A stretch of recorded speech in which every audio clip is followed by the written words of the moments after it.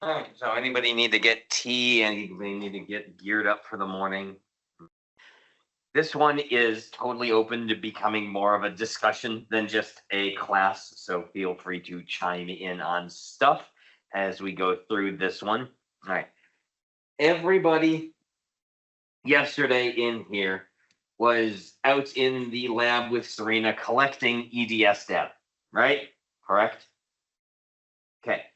So this session is aimed at making EDS and making X-ray analyses less of a black box, so that rather than just pushing a button yesterday, you wind up with an understanding of what it is you just did to your sample, what the upsides are, what the downsides are, what the errors are, what the accuracy is, and how to deal with all these things.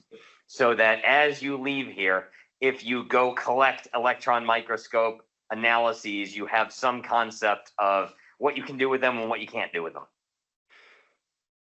Feel free to ask questions and stuff as we go through here. I am recording, and we do have the mics out because due to the internet issues, I could not make a recording of this session yesterday.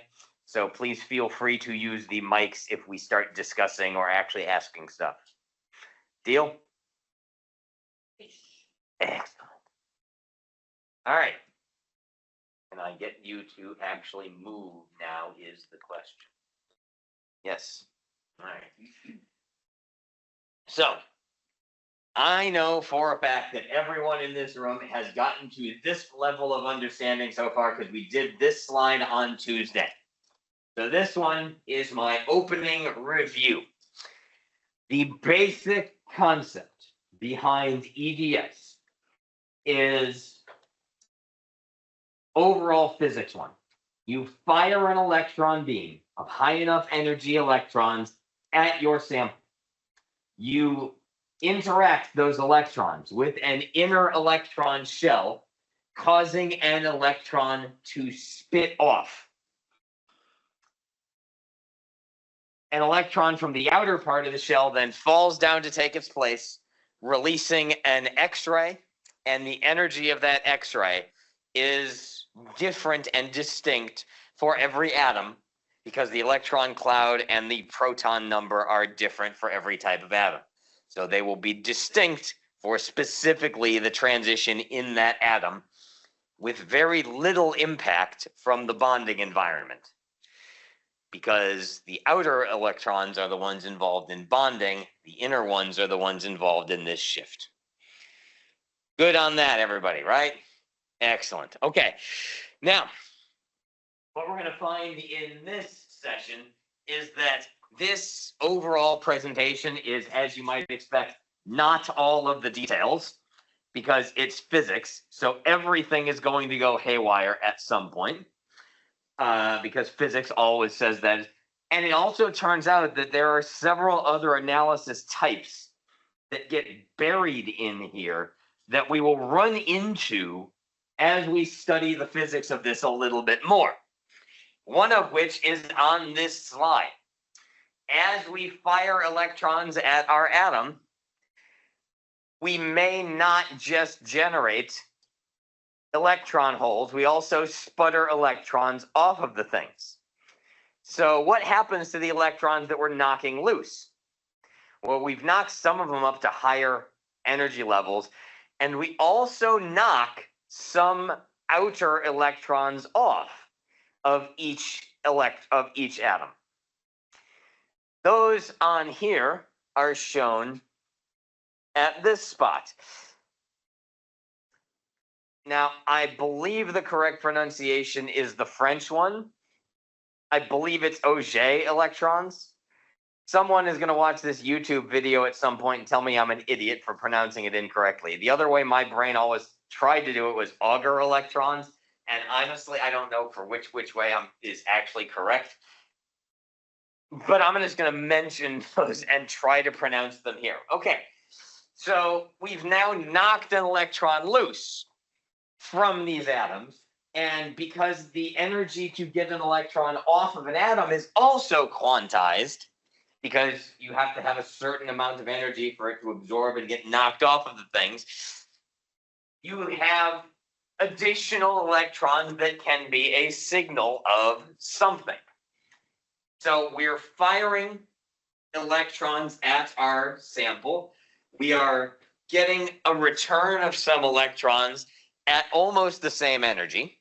Those would be backscattered electrons. We are getting electrons that have lost a little bit of energy.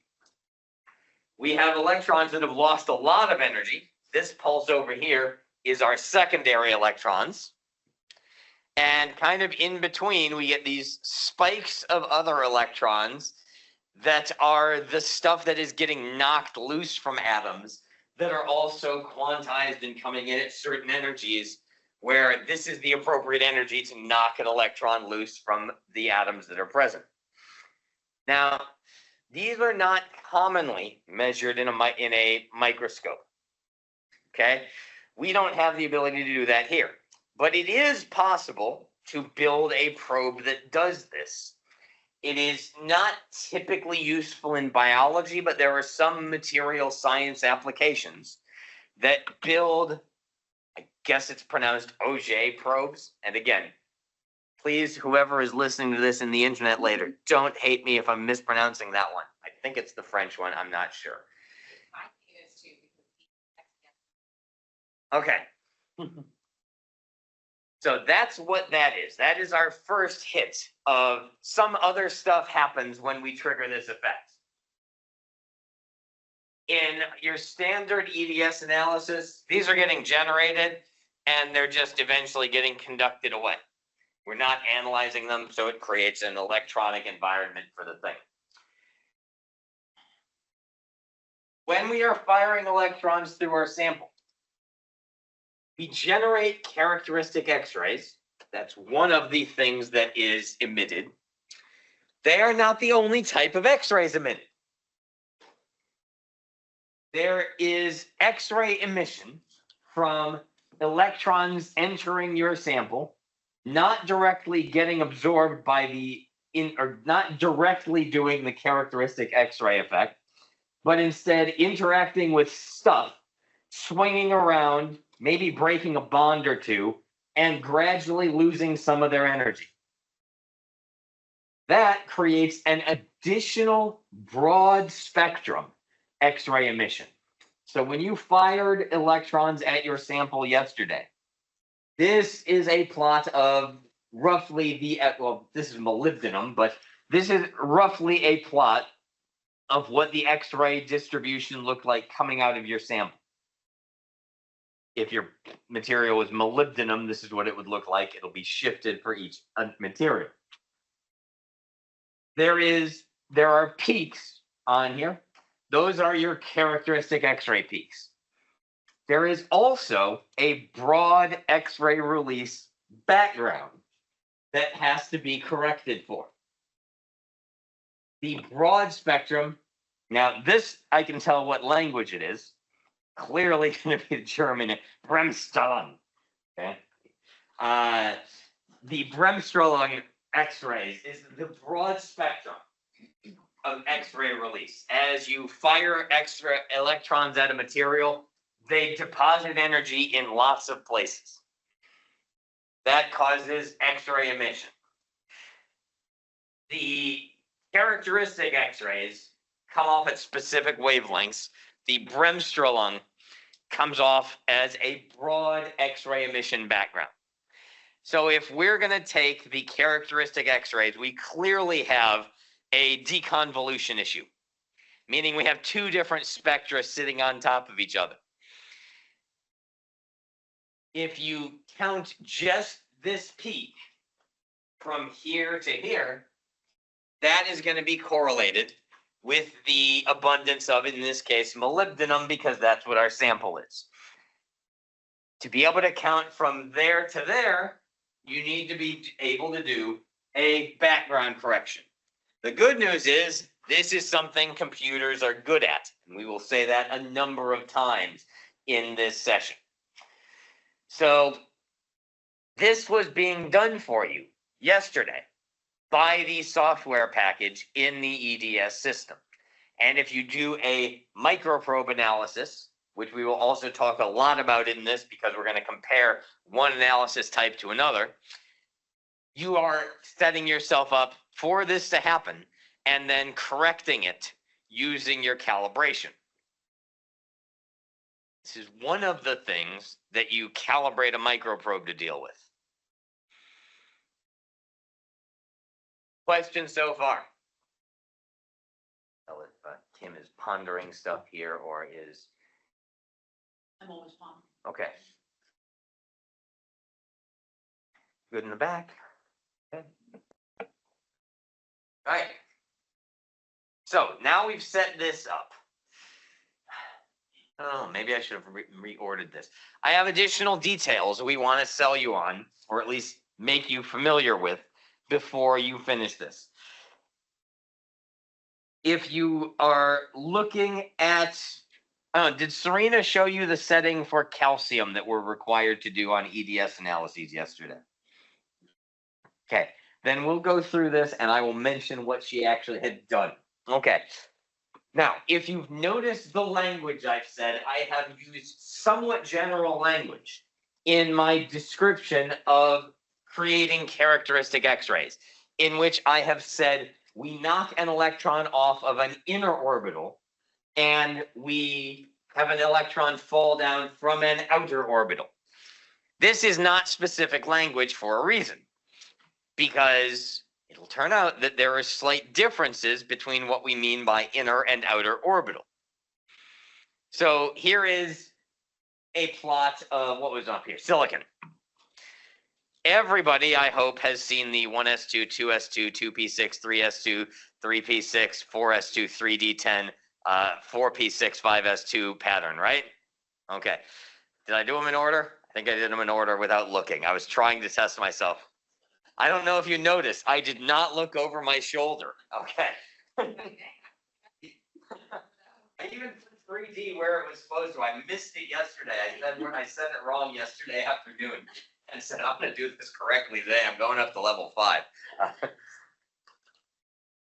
Okay.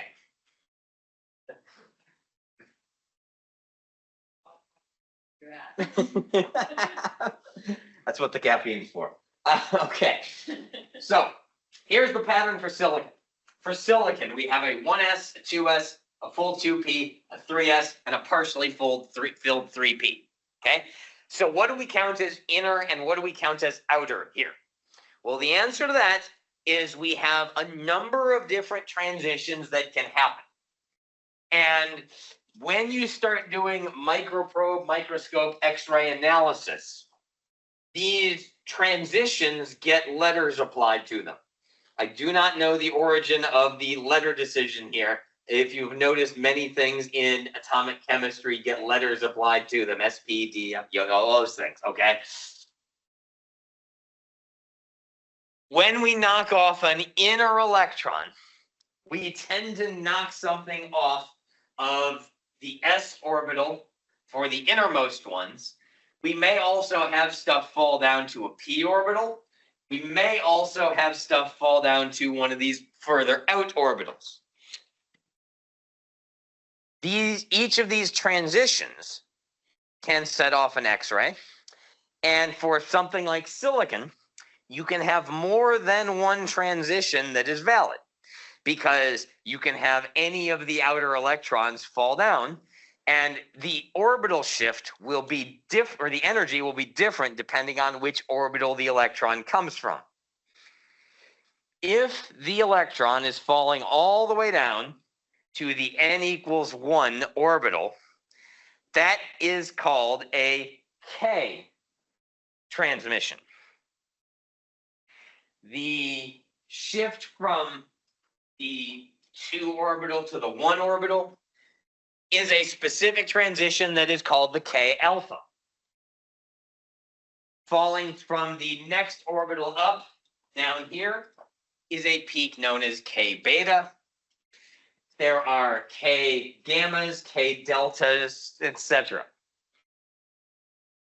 If an electron is knocked out from the next shell up in an atom, we can still have transitions of stuff falling down to those.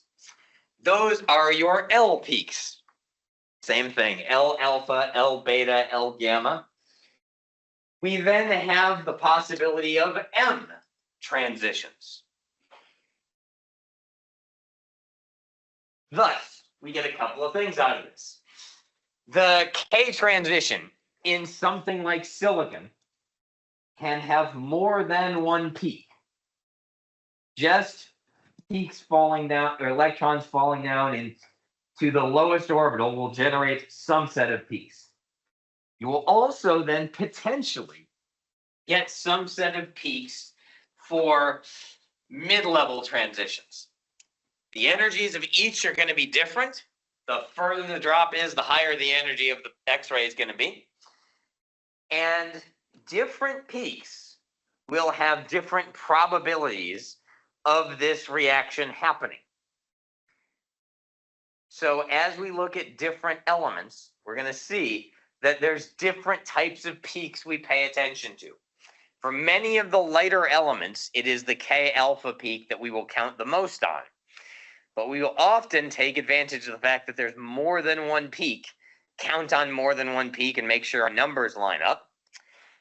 And we will also sometimes have to use these other peaks for reasons we're going to talk about here.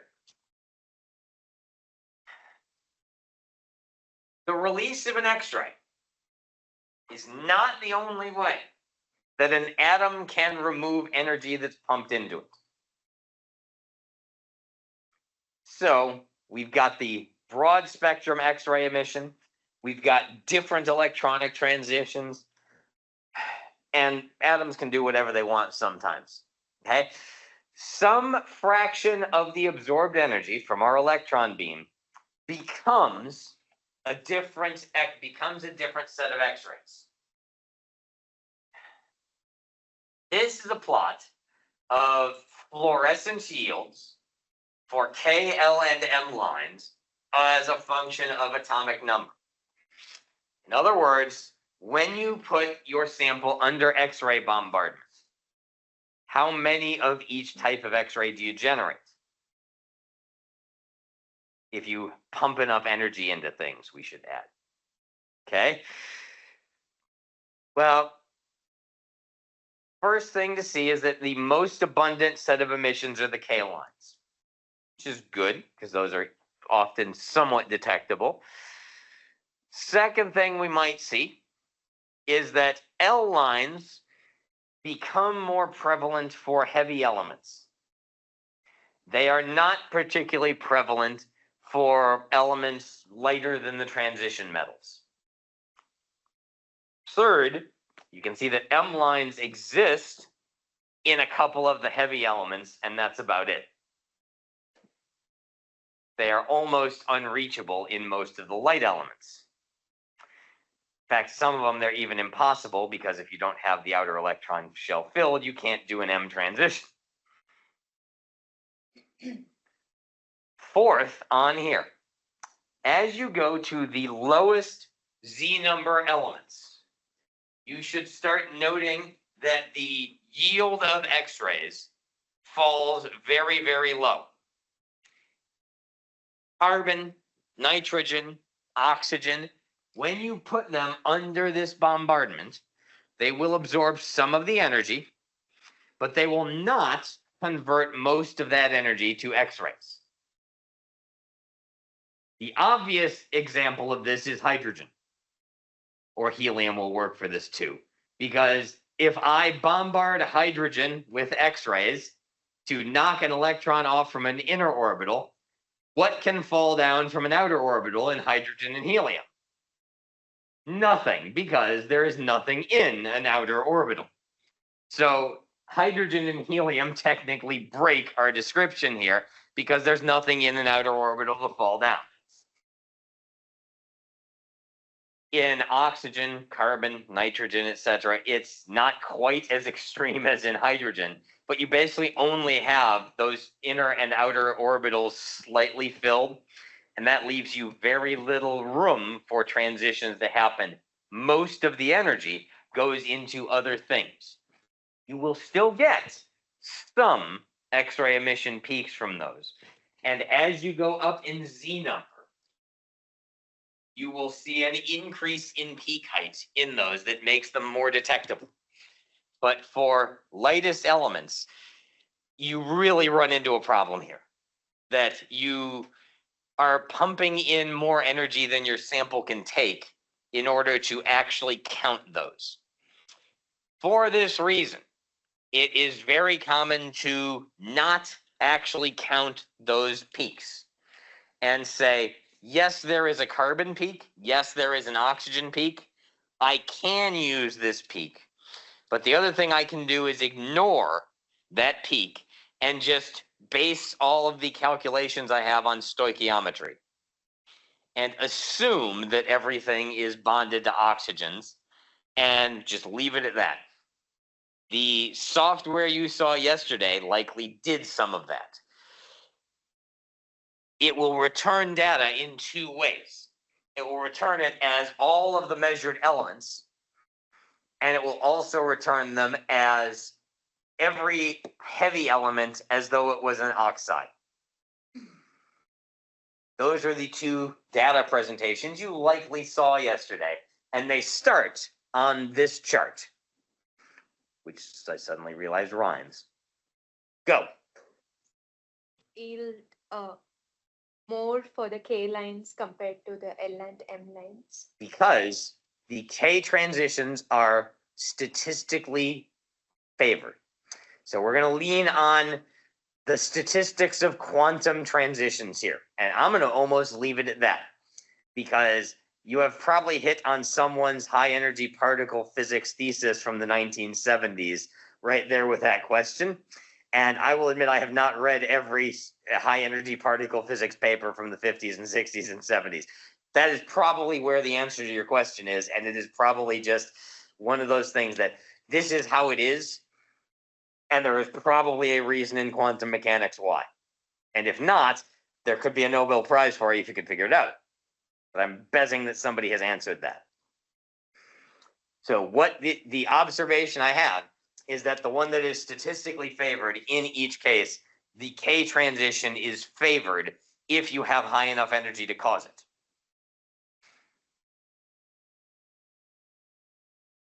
That has left me an opening for my next slide, if you noticed me leaving myself an opening there.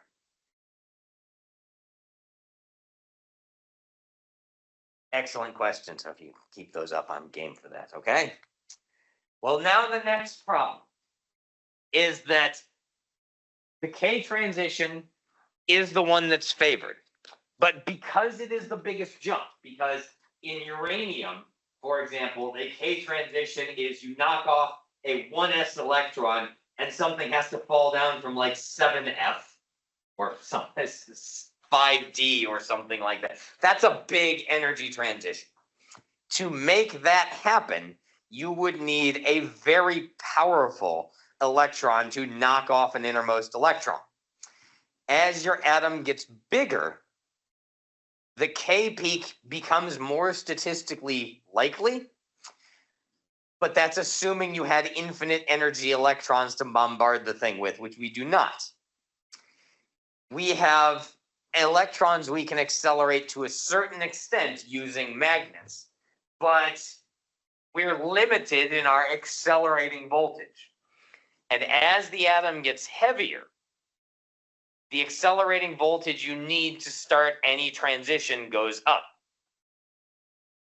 For the K transition, by the time we get to the middle of the periodic table, stuff that's in the second row of transition metals, the excitation energy that it takes to cause that has gone up to the point that it's beyond what our accelerating voltage is in most SEMs and microprobes. So a typical accelerating voltage in an SEM is probably somewhere between 10 and 30 keV. I believe that's the settings we have down the hall. You can sometimes go a little bit higher. There's some that are built to go up to 40 or 50, but We're not a high energy particle physics lab when we're using a microprobe. We're limited to what you can pull off as electron acceleration via electrical methods. So there's only so much energy you can pump into these electrons.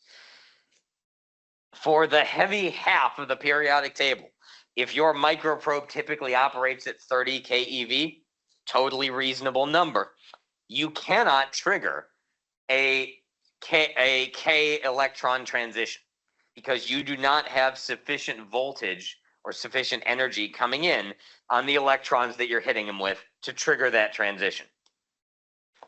So the K transition becomes more statistically favorable at high energies, but it also requires higher and higher energies to make it happen. So for the second batch of elements, for the second half of the periodic table, starting somewhere in here, you pretty much stop using the K peak and use only the L peak because you're not actually triggering a K transition if you're working on measuring a rare earth element, for example.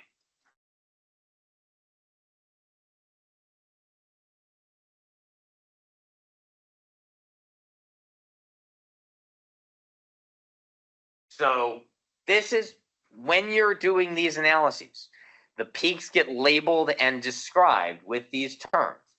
And this is one of the decisions that happens. When you look for a peak on rare earth element, on something low on the periodic table, on thorium, on uranium, you're not seeing a K transition peak to identify it.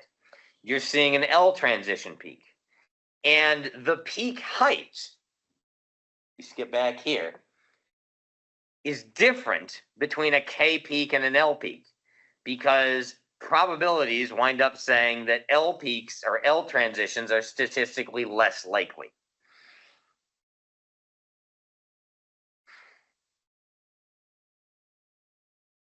So to highlight a couple of the points here, low mass atoms typically are very difficult to use this for. There's an additional issue we haven't actually talked about here yet, and that's also that X-ray emissions from carbon, for example, are often low enough energy that they can be absorbed by bouncing around in things. Okay, everybody, I'm going to interlude here. Everybody, welcome Julie Stopar. Okay, Julie was joining us when she was able this week. Okay, Julie, you are walking into the session on details of EDS analyses. If you want to go join the other group, you are allowed to be in either spot. I don't think we have a preference here. Serena has a group of 5 students who are down collecting EDS data on things. And they are on the SEM right now, actually collecting data that I'm talking about what it actually means right here. Yeah, that's great. Okay. Yeah, they appear to be on the same research team for one of their projects working on lunar regolith samples of some sort as well.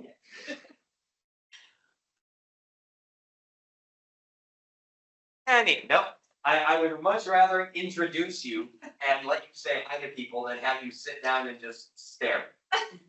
There. Like, who's this person? What are they doing? Plus, I can sip some tea. All right. Yeah, one of the things I haven't covered in detail yet is that once you trigger a low energy X-ray, there's some probability of that X-ray being absorbed.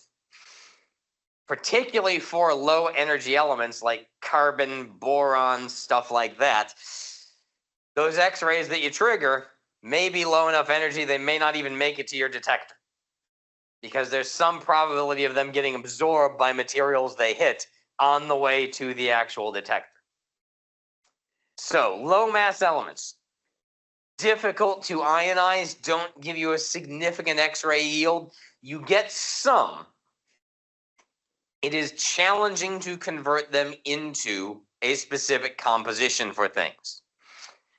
We do actually take advantage of this, though, because if there's a low mass element that's conductive, we can use that low mass element as a material to coat our sample with, and it will not generate a absolute ton of X-rays that will swamp out the signal from anything else. That is the big reasons why we use carbon, because carbon is conductive, so it can limit our charging problem. It will generate X-rays under bombardment, but you get basically one low energy X-ray peak that is not going to swamp out the signal from anything else you're trying to measure, because it's pretty much very low energy transition.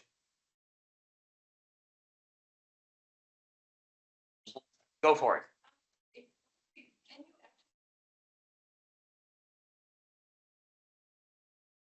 Okay, you can. So, first answer is no. You cannot distinguish carbon from carbon. You can get a number out of an EDS system for the carbon abundance. If it is uncoded, your number may have some meaning to it. Okay? Meaning that we'll talk about errors in a little bit. That is one of the reasons to do this session, is to be able to go through what EDS errors are like. Because this is a low energy X-ray with a low probability of happening and a high probability of it getting absorbed by something else, it is difficult to say that you have a very precise measurement of carbon abundance. Okay? And that's on an uncoded sample.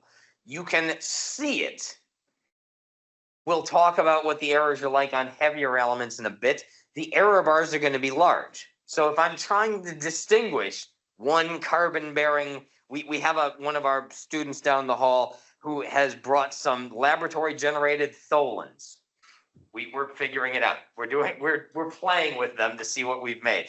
Those are carbon, hydrogen, oxygen compounds and nitrogen. Okay, we can see peaks for them. Are the analyses precise enough that I could tell one carbon, hydrogen, nitrogen, oxygen gunk from the next carbon, hydrogen, nitrogen, oxygen gunk? The answer is probably not. So if if there are two different sets of organic compounds and I try to tell them apart using EDS alone, I'm going to very much struggle at this, because the errors on measuring the same material twice are going to be significant with low mass elements, and they're going to be high enough that it will make it very challenging to tell it apart from a slightly different material. If I then carbon coat my sample, what is my final signal going to be? If I have a thin film of carbon, I will generate X-rays from that thin film and from the analysis volume beneath it. So the X-rays generated will be anything that fits in the bulb of stuff that's where X-ray emission is getting triggered, meaning that my final signal will be a mixed signal. For a silicate sample, it is totally okay to have a mixed signal, because you can basically tell it, ignore the carbon. Treat it as though it's not there, and this is an easy thing you can do. If I have a mixed signal that is some carbon from a graphite layer and some carbon from an unknown carbon-bearing substance, my final signal will remain a mixed signal of both of those carbon things, and that means I cannot reconstruct my carbon abundance. And there's not even a correction I could put in here from knowing the thickness of the carbon coat, because that would assume I know the thickness of the carbon coat, which I often don't with that precision. And even if I did, I don't know what the analysis volume looks like, because I cannot see how deep into my sample the electrons penetrate to generate X-rays. So I can't tell how much carbon is coming from each layer. All I would see is two different scale carbon peaks. But that's also going to happen just from analyzing two slightly different materials, or just from statistics. Did that explanation make sense to everybody else in the room? Or did that lead to any other questions? Because that was a very good question to pose. Make sure I get actually everybody understanding what we just went through. Go for it. I have a question, but I'm not sure whether it's it's a valid question, but so we were talking about the K lines, L lines, considering the fact that the electron would just fire on the atom and then it would just knock out atoms. Knock out electrons. Sorry, not knock out electrons. So are we not considering, or is the nuclear force quite significant or insignificant in this case? Because when we consider an atom, like and consider how many electrons they are, it depends upon how many outer electrons and the, so if there's a loosely bound, or you have some, if there's like 3p1 electron, that could be easily knocked out, right? Considering also we consider the nuclear force and all that, so that are we not considering any of those parameters, or it's just electron coming in and then knocking out Okay, another so electron? what do you, let me check some terms here, okay?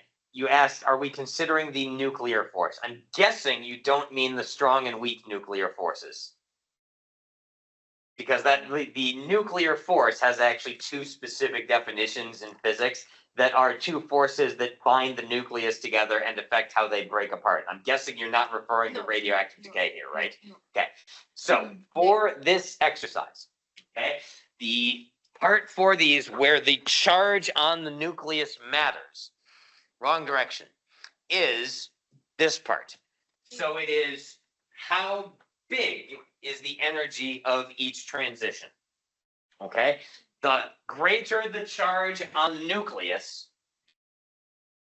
the more energy there is in each of these transitions. Is that what you're after?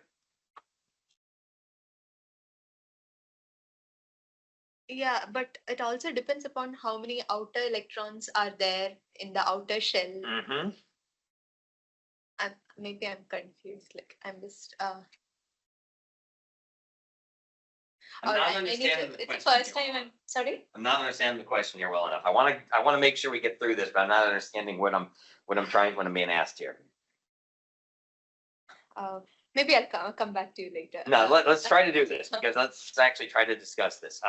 So the places where the charge on the nucleus matters, that the nucleus plays any role, is in determining the energy of each transition. Right. Okay. And if we're knocking loose only an outer electron, we don't have an outer electron outside of it to fall into that spot. Okay. It becomes the Auger. Yeah, it becomes, that electron then becomes an Auger electron because we just knocked it loose. Okay. And now we have an ion. Well, an ion will eventually find another electron to bond with and gain its charge back. Yeah. But that will not release an X-ray, because bonding of an atom, or an atom that was ionized going to not being ionized, doesn't release as much energy as the big transition from a high orbital to a low orbital. That releases some energy, but not the same amount. Is that covered? Yeah. Can you go to the critical ionization slide? Possibly. That, the next one? Yeah, I think this also covers what you're asking, because after a certain point in time, as the elements get heavier, it requires more energy, which is why we're not seeing, right? Am I thinking about this Correct. correctly? That Which is why we're not exactly seeing the correct. K, and then we click over to L and then M. But it requires, so we are taking into consideration the nuclear forces because it requires more energy, right? Yes, and the M, or the L transition and the M transition, are kind of mid-level transitions. So the L transition is something falling from, say, orbital 4 to orbital 2. So it's still a mid-level transition, but if it was only falling from 5 to 4, that's not enough energy to release a full X-ray, because the orbitals don't have a big enough energy spacing. That's just the atom getting ionized in its outer levels. Yeah, It I helped me think understand better too. All clear now? All right. Mud will do this under electron bombardment too. All right. I also have on here that we have to note that M peaks do exist for high mass things. They are rare. So usually we will do K and L transitions, and which one you will be working on will depend on exactly which element you're working on. So the second half of the periodic table, you're kind of using L transitions. The first half, you're kind of using K transitions, and that's the best. Those are the things that will show up on plots of X-ray peak emission. All right, go for it. 'Cause I'm going to break your brain a little more on the next slide. So ask questions here. Cool. Are there, say I have no idea what's in my sample and I want to use a really high energy to capture any of those heavy elements in case they're there. Is that detrimental to like detecting these K and L lines? Is there like a critical energy where we might actually start like destroying some of the signal for? So you will not necessarily destroy the signal, although we'll talk about this more on the next slide. Your other worry is actually sample damage.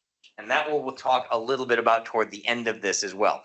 For an EDS analysis, we'll see an EDS spectrum in a little while. You've seen some yesterday. We're building up to seeing one right here in this session. Okay. Basically, I am bombarding my sample with 30 kiloelectron volt electrons. Okay. That is going to trigger K transitions in anything where that can trigger a K transition. And it will trigger L transitions in anything that can trigger an L transition with some probability of each happening. So it will happen with some probability, okay? So it does not matter what my material is. If I fire 30 kiloelectron volt electrons at it, and I have enough of those electrons happening and there's enough of those atoms, it will start releasing X-rays. If I then have a detector that scans across all of the range of X-rays that can be released, I will see any emissions that are triggered above background absorbance and X-rays bouncing around and stuff that we're going to talk about in a second. So if my sample has 10 elements in it, I will see 10 elements regardless of what they are, aside from hydrogen or helium or things like that, which just can't do this. If it is present at a significant enough abundance, those peaks will exist. The accuracy to which I can determine those things will then depend on how accurately can I see each X-ray, which is the next subject, which is detecting things and then followed by data correction. Okay, so if my element is, if I have uranium in my sample, and uranium is going to trigger L X-ray release, and I bombard it with 30 kiloelectron volt energy, if the uranium is in a zircon, I'm going to see the zirconium peak. I'm going to see all the other trace elements that are in the zircon if they're present at a high enough abundance, and I'll see uranium if it's present at a high enough abundance. Those peaks will happen, and they will not necessarily interfere with each other. They will just be generated. What they will do is on the next slide. Good transition so far? And did that I know I'm playing for time, did that mostly answer what you were asking? I think so. Okay. Because we have some other issues we have to go through. We mentioned, I'm going to scroll back here a second, that we have one background correction we have to do for this, which is that we have characteristic X-rays in addition to the broad X-ray spectrum release. So that is something we're going to have to correct for on every one. We have an additional set of corrections that will have to go into our background. And this is associated with X-ray absorbance. Okay, so I have my atom surrounded by other atoms. It emits an X-ray. Some of those X-rays will find their path to my detector, but not all will. X-rays can also be absorbed by materials in the surroundings. And there are some frickin' weird quantum mechanical effects that show up here, in that specific materials turn out to have X-rays that they like to absorb at certain energies. So none is shown here on carbon. Okay, carbon is the blue line. This is X-ray mass attenuation, meaning that per unit mass, how many X-rays does this particular element block? At low energies, carbon will block a fair number of X-rays. At high energies, it'll let it pass. Carbon is simple-ish. Okay. Here in the orange is copper. This is not what I would use for the color scheme. I would have at least made copper blue. Okay. I don't know. Okay. In the orange, we have copper. Copper, like carbon, will absorb some of the low energy X-rays. Then it will decrease as X-ray energy goes up. And then some weird, wild stuff happens. There's suddenly a spike. And then as you go up in energy, it declines again. And then there's another spike. Okay. Then we have gold up there shown in the green. We have even more complexity for gold. Okay. So if you imagine you had gold generating X-rays, some amount of those X-rays are getting absorbed by the surrounding gold, and the exact amount of absorbance is this complicated function of these spikes, because each material spikes in its absorbance at certain transitions where it is able to absorb that X-ray.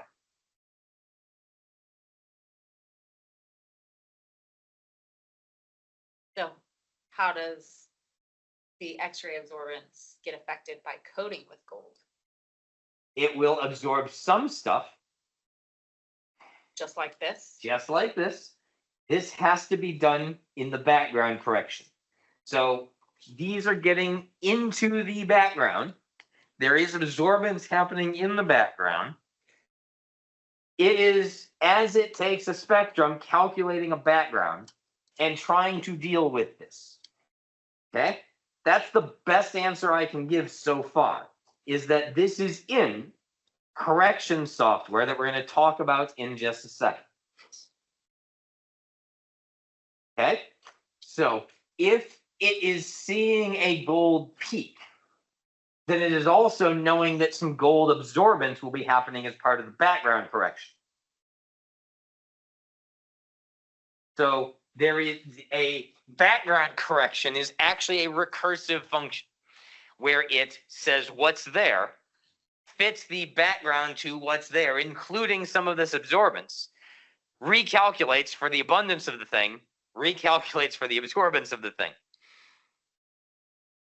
Thankfully, computers are good at this because it is a set of well-known tabulated functions. We'll get to that in a second.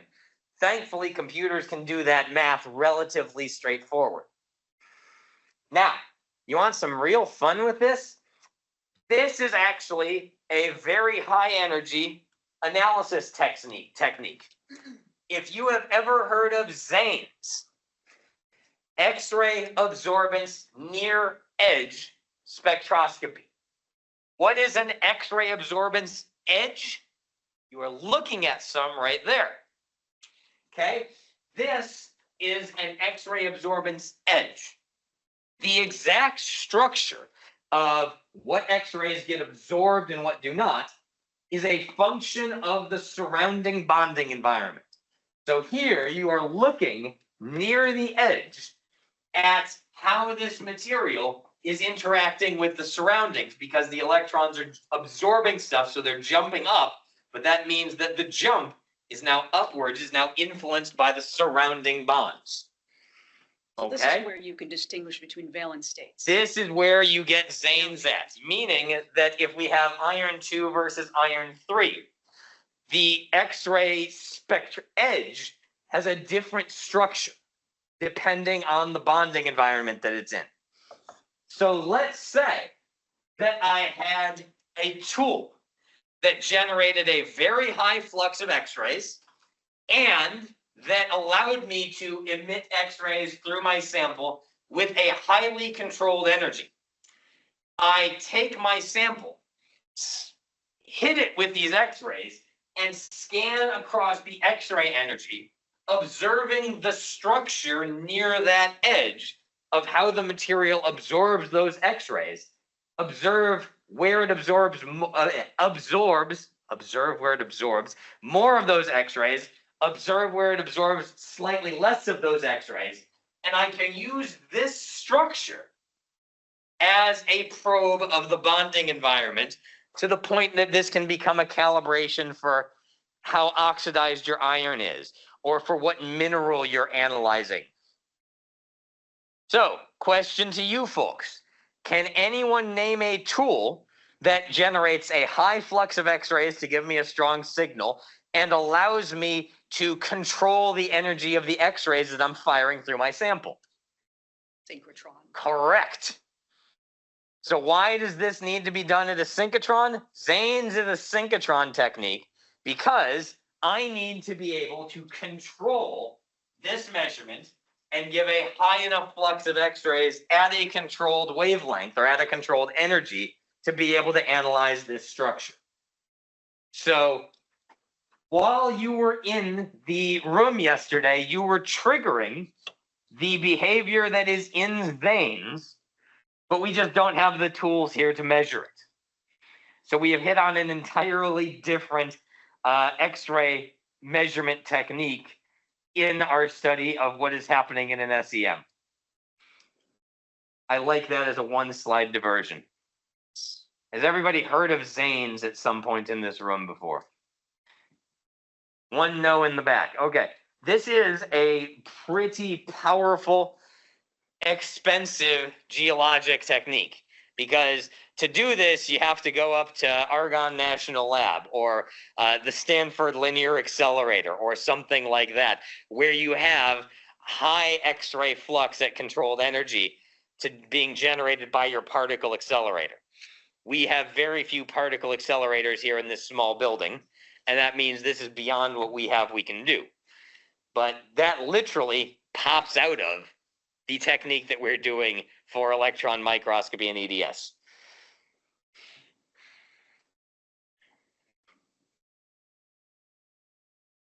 Questions so far? I know that's a diversion, but it's a useful one. All right.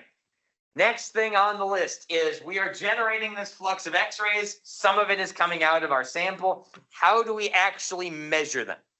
Well, most things, somehow to measure them, involve taking a signal and turning it into an electrical current, where the actual measurement done is of electrical current. This is no different. Our detectors are crystals. The classic ones are crystals that convert incoming X-rays into a recordable electrical signal. I actually need to reword this. Modern detectors are silicon chips. I have one wrong word on here. It's not the worst thing I've ever done. Okay, we'll talk more about the modern ones in a second. Has anybody ever used a classic SEM that has a big liquid nitrogen tank on the thing? Okay, I have. That liquid nitrogen tank shown here at the right is one of the things required for this to work. If you want to get good precision out of your detector, if you're using a crystal for this, cooling the crystal limits the atomic vibrations, so it improves the precision of your signal of X-rays being converted into current. If the atoms are wobbling around due to temperature, that wobbling around will affect the energy of the current that's being emitted, because the two energies will stack on top of each other. So classic SEMs often had big liquid nitrogen dewars stuck to the side of them, because you need that to get a good precision out of your EDS X-ray counts. Those are the classic detectors shown at the right. I had to find one on eBay to be able to find a picture of it. Modern detectors are shown here. These are called silicon drift detectors, or SDD chips. They are similar but smaller, and if you know how electron multipliers work in a system, they work kind of like an electron multiplier. Okay? Well, what happens here is that in the last one, a single X-ray comes in and gets converted into an electrical signal. Here, a single X-ray comes in, hits a charged plate, and triggers a release of additional electrons because the plate is charged.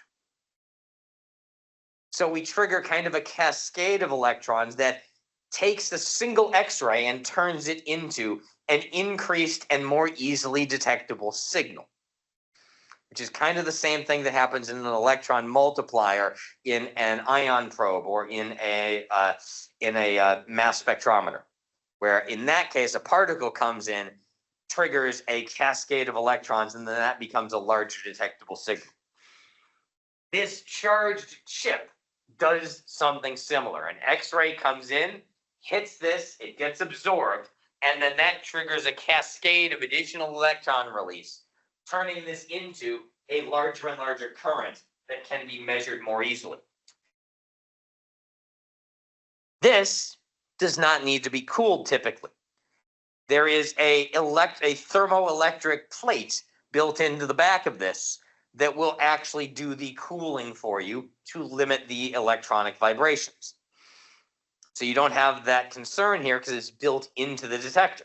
So if you walk down to our SEM, we do not have a big liquid nitrogen doer because it's still doing the cooling, but it's doing an electrical version of it. It's built into this detector chip. That makes these things smaller. That makes these less unwieldy. That means that a place that is like the LPI can install an electron microscope with an EDS detector without having to have a liquid nitrogen supply. Or if you want to take an electron microscope out in the field with you, you can take it out in the field with you without having to accommodate a liquid nitrogen supply, which, if you're going to a volcano in Iceland and taking a microscope with you, it's a big benefit because it's hard to take a, big tank of liquid nitrogen on your anthropogenic fossil dig in West Africa or in East Africa or wherever you're going, okay? So these allow a factor of 10 to 100 increase in the X-rays you successfully count and require far less maintenance because you don't need to figure out your liquid nitrogen supply. Both big benefits there. All right, now this is going to take a little bit of time to understand. This is a plot of how your detector actually operates in your SEM, which is an X-ray comes in, it triggers an electron cascade, so it measures an increase in voltage. Every X-ray that comes in leads to an additional step upwards in what's been absorbed, okay? The system at some point needs to stop and process this. Otherwise, it just keeps absorbing X-rays and it never turns this into a signal. Now, on ours, there is just, it sets this on its own. There is a processing time amount that on many modern SEMs is a thing that you can set. So if you're running an EDS analysis, this is something that each analysis you can toggle. It is on there usually as processing time, and then the output, the thing that you will see to measure whether you've got this at a good number, will be a number called dead time. Okay? Dead time is the processing time. It is how much time do we allow for it to stop and say, what X-rays did we actually receive? Ours, they've just built this in as a default. It's doing whatever it does in the software, and we don't get this setting. If you walk over to a field mission SEM at Johnson Space Center and use the different software package there, there is almost certainly a button in there where you can select processing time. Ideally speaking, the system should spend somewhere between 15 and 40% of its available time processing the data that's coming in. This is a range for balancing, getting a good count of X-rays and accurate backgrounds. No one taught me this the first time I used an SEM, so I just assumed dead time was bad. It sounds bad, right? Okay, like, I don't want dead time. Okay, so if you are given this set, your goal for your analysis should be from on what material you're at for a reasonable dead time, which is a few tens of %. More than half the time you spend collecting things, okay? If you have this turned up too high, you will just be processing stuff to knock down the background, but you will not necessarily, but you will be limiting your X-ray counts. If you have this turned too low, it will actually lead to a slightly worse background because it will have less time available computationally to process all the X-rays that it's collecting. That can be a benefit, particularly if you're analyzing something with a lot of light elements. Because for light elements, all of the X-rays are coming in, stacking in with low energy, and getting a strong background out of there and figuring out what each peak is exactly it will take some computational time. So if you're analyzing a hydrocarbon and you're on a field emission SEM, you may want to turn the dead time up by turning up the processing time. That will improve the background correction, particularly in lighter elements. That is not a setting that Serena can show you on our SEM. It is a setting that exists on many. And I know that because I've had to deal with it before. And you know, the reason I know what to set it for now is I took the time to learn what to set it for. And now so have you.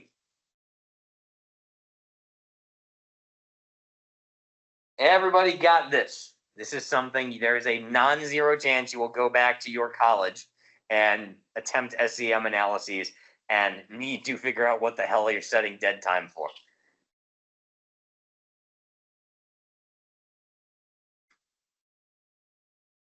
All right, so with all of that, we now have a detector. We now understand what our signal looks like. We now have an unknown material.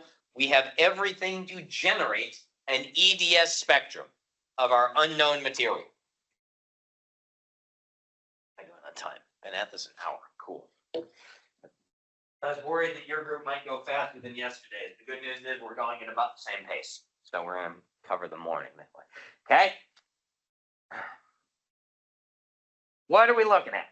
We are looking at, in this case, our plot is counts, which is raw X-rays that it has taken in per second of collection time, divided by the electron volt on there. And then electron volts, or energy of the X-rays, on this axis. Each element then that is able to generate a K alpha peak, and all of these are going to be K peaks, have some set of peaks that are showing up on here. Things to note that we see immediately. This sample is almost certainly carbon coated. We have a carbon peak. The sample itself appears to be a aluminosilicate with a hell of a lot of chromium. I don't know what that would be, quite frankly. That's a very low silica peak, frankly. Some weird material that Oxford Instruments was analyzing. All right.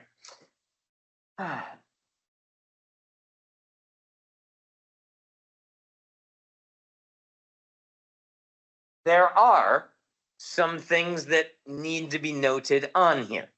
Okay. It is possible for some elements to give you more than one K peak. So you can certainly have, for especially the higher mass elements, slightly different X-ray transitions depending on which orbital things fall to or fall from. So one of these is likely a K alpha, one of these is likely a K beta for things like iron and chromium, because you have enough orbitals filled on the outside to get slightly different transitions. When you have this number of peaks, statistically, if you have enough elements, stuff is going to start overlapping. So you do have to worry about peak overlaps. Now, the software will be a peak fitting software, so it will deal with some of that for you. Occasionally, you will have interferences that are harder to correct for. Let's give you an example.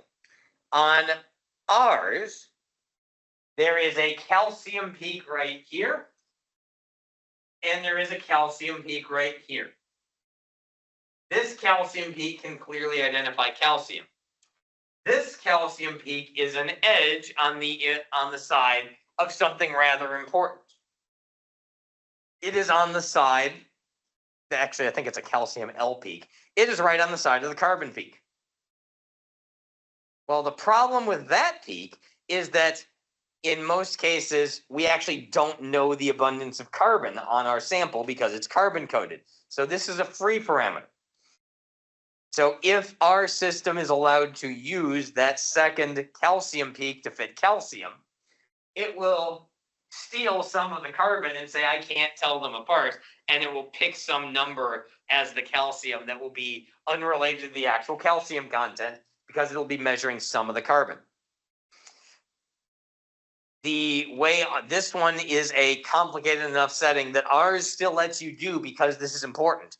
You can pick which peak you want to focus on. So if you're on our EDS spectrometer and it's being done correctly, calcium will always have a K right next to it because that means we have told it to only use the K peak, ignore that L peak because that L peak makes it confused because now you're trying to fit two different things. Other notes that I have for myself. There are some artifact peaks. Okay, we saw a second ago that the system is collecting each X-ray and turning it into an X-ray absorbance that it then processes. Well, statistically, there is nothing that stops two X-rays from arriving almost simultaneously. At least simultaneously to a degree that the silicon chip cannot tell them apart. In this case, some of the stuff in the background will become overtone peaks that are literally a combination of two or more X-rays arriving quick enough succession that the computer cannot tell them apart. One of the folks here yesterday was analyzing something. I think it was a silicate or a carbonate. I'm not sure which one it was, but they had a SEM that kept giving him a lanthanum peak. Was there any lanthanum in this? Right? No, there was no lanthanum. In fact, it was a synthetic silicate. That's what it was. So why was there a lanthanum peak coming in this silicate? Because it was stacking two of the silicon X-ray absorbances on top of each other. And that was then being fit as one extra peak that was coming out somewhere over here. And because it's just coming in at some energy, if the software is a peak fitting software, it has to say, there's a peak here because I know what peaks look like and this is above background. It will then try to fit it with the closest thing to that. So mindlessly taking peaks and just saying, I don't need to do any data processing on this, leaves you open to peak artifacts. So in that case, we had a lab-grown silicon chip or something like that that was producing a lanthanum peak. It wasn't actually a lanthanum peak. It was that you actually looked at the energy, and it was basically at twice the energy of the silicon peak. And it was just an overtone. So stuff in the background includes the Bremsstrahlung lung radiation, that's in there. It includes the correction for absorbance. And even with that, you still have to pay attention to these because you can wind up with doublets or weird things that are happening or peaks that are stacking on top of each other, making themselves hard to fit. Working interactively with your software is to your benefit. Because otherwise, the downside is you might say that you have lanthanum in your pure silicon chip. Go for it. So thinking about that specific like carbon calcium problem that we Mhm. have, if we know our sample is carbon coded and we tell the SEM software, ignore carbon, just don't think about carbon. Just to make sure I understand this correctly, that still won't accurately report the calcium. It depends on the SEM and how its background correcting software works, Mhm. but basically on ours, even if you tell it to ignore carbon, it can't tell if the peak that's on the shoulder here is actually at 0 or if it's slightly above 0. And if it's trying to fit a shoulder, it's not sure whether that shoulder is the whole peak or not, because it's peak fitting software. It's doing the best it can, but it's taking apart two peaks that are right on top of each other. Right. And with different intensities, it's hard to figure out what that is. So the simplest way for calcium is literally say, just don't fit this. So even if we're ignoring carbon, it tries to ignore the peak, but if it's trying to fit a shoulder on a peak that it's ignoring, it's got, now your question is, how accurately are you fitting the shoulder? Right. Which it's, if you have that, that's gonna contribute error if you try to include that. So for ours, literally one of the standard settings on ours that I just try to leave there as long as I can is just to tell it, set calcium to do only the K peak, because the K peak is in a range where there is not a strong interference. This one is, there's an interference with the L peak, and if it's fitting both, that L peak will contribute error. And that is not the only interference. That's the only one, that we run into on ours commonly. There are other ones out there in tables if you're looking for some weird mineral or weird material, and that's something to either look up or check with your lab manager if you're doing something weird. Can you restate what you were talking about with that lanthanum peak and that it was double? Did you say Basically, double the energy? Okay, or so double let's the- go back to this plot. All right, so imagine statistically that, okay, here's the time spacing between two x-rays. So the computer sees this x-ray come in, then it sees a gap, then it sees another x-ray come in. And then here it needs to take its time and process everything it's received, okay? Statistically, there is a non-zero, in fact, it's almost guaranteed that eventually two x-rays will come in so close together in time that the computing system and the detector cannot tell them apart. It's not going to happen as a majority of the x-rays, but statistically, there's no reason why these can't come in with less time spacing than the computer can process. In that case, the computer will basically see double the energy arriving at exactly the same time of the single peak, and it will not be able to separate it because they're so closely together in time. The end result of that will be the computer saying, oh, I have an x-ray that's twice this height, because they've come in so close together in time it can't tell them apart, so the energies have stacked together. That will then lead to the computer saying, oh, you have a peak at this energy because I'm seeing x-rays coming in with this energy. That peak will be at maybe twice the energy of the original peak. Or, if it's two different elements, you could have two different elements stacked on top of each other. Anything that's abundant enough that statistically this can happen will produce some number of counts. Okay? Well, if this is the actual peak is coming from, go to my plot here. If it's actually coming from aluminum here, okay? If I have two aluminum x-rays coming in so close together in time that that I can't distinguish them, the end result is going to be a peak that comes in at much higher energy. It's going to be a thumb peak that it will then try to fit with whatever it can find to fit a peak at that spot.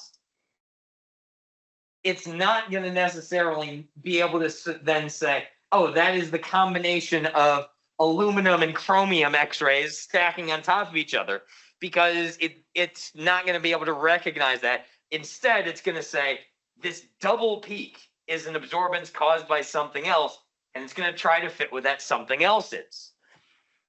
And that's just going to fall near some element. And in the case of that one, it was a laboratory grown material, so it was not going to have any random contamination, but the peak was getting fit as lanthanum, being less than a weight percent of it, but being definitely above background. Well, the reason it was above background was they were getting a good amount of it because it was a pretty pure sample. And it was actually the overtone of, I think they said it was silica with 2 silica peaks that were absorbing together, and they were getting an overtone. So in other words, this is one you have to watch out for. If you're letting the computer try to fit this, occasionally it will randomly say, oh, you have a heavy element in there. And you'll say, this heavy element is not in there. But one of the reasons it's saying that is that you're getting a high number of X-ray counts, which is good, but then they're stacking on top of each other. And that it can't tell them apart because statistically, if you get hit by 2 X-rays at the exact same time, you don't know which. If you get, all right, we're in Texas. If you get shot by 2 bullets at the exact same time from 2 different sources, you have a single bullet wound that's twice as damaging. Exact same concept here. If you get shot by 2 X-rays at the exact same time, the only thing you have is 1 wound. What if you aren't sure if your sample might actually have that trace element in it? Well, now we have harder work to do. And Because- do you need to use different techniques? Or can EDS can get you so far, but if you're trying to accurately identify each trace element in there, now you're going to get challenging, and that's where we're going next, actually. Okay, so let's say that I am trying to measure, hey, I've got an EDS signal that has lanthanum in here, okay, and it comes out every time. You can do things like try other materials, try moving around, try changing your processing time, because you might be able to stretch out the difference between those two and get it to actually not recognize that this peak is an overtone, or that you're getting minimize the overtone peak. Those are things you could try. Okay, but it is, the first answer is, if you are pretty sure that something's not in your sample and is lighting up, go ahead and just turn it off. For some reason, while I'm doing maps, commonly get iodine. Is there any iodine in my olivine ferric sugartite? No, it's not in this. I'm sure there's an atom of it in there. I'm sure it's giving off X-rays. That one atom is not giving me an actual signal. Okay, so first answer is you do have to know what's in there. Okay, and if it makes no sense, then it's not going to be there. If you're looking at lanthanum, for example, what else should be there? Cerium.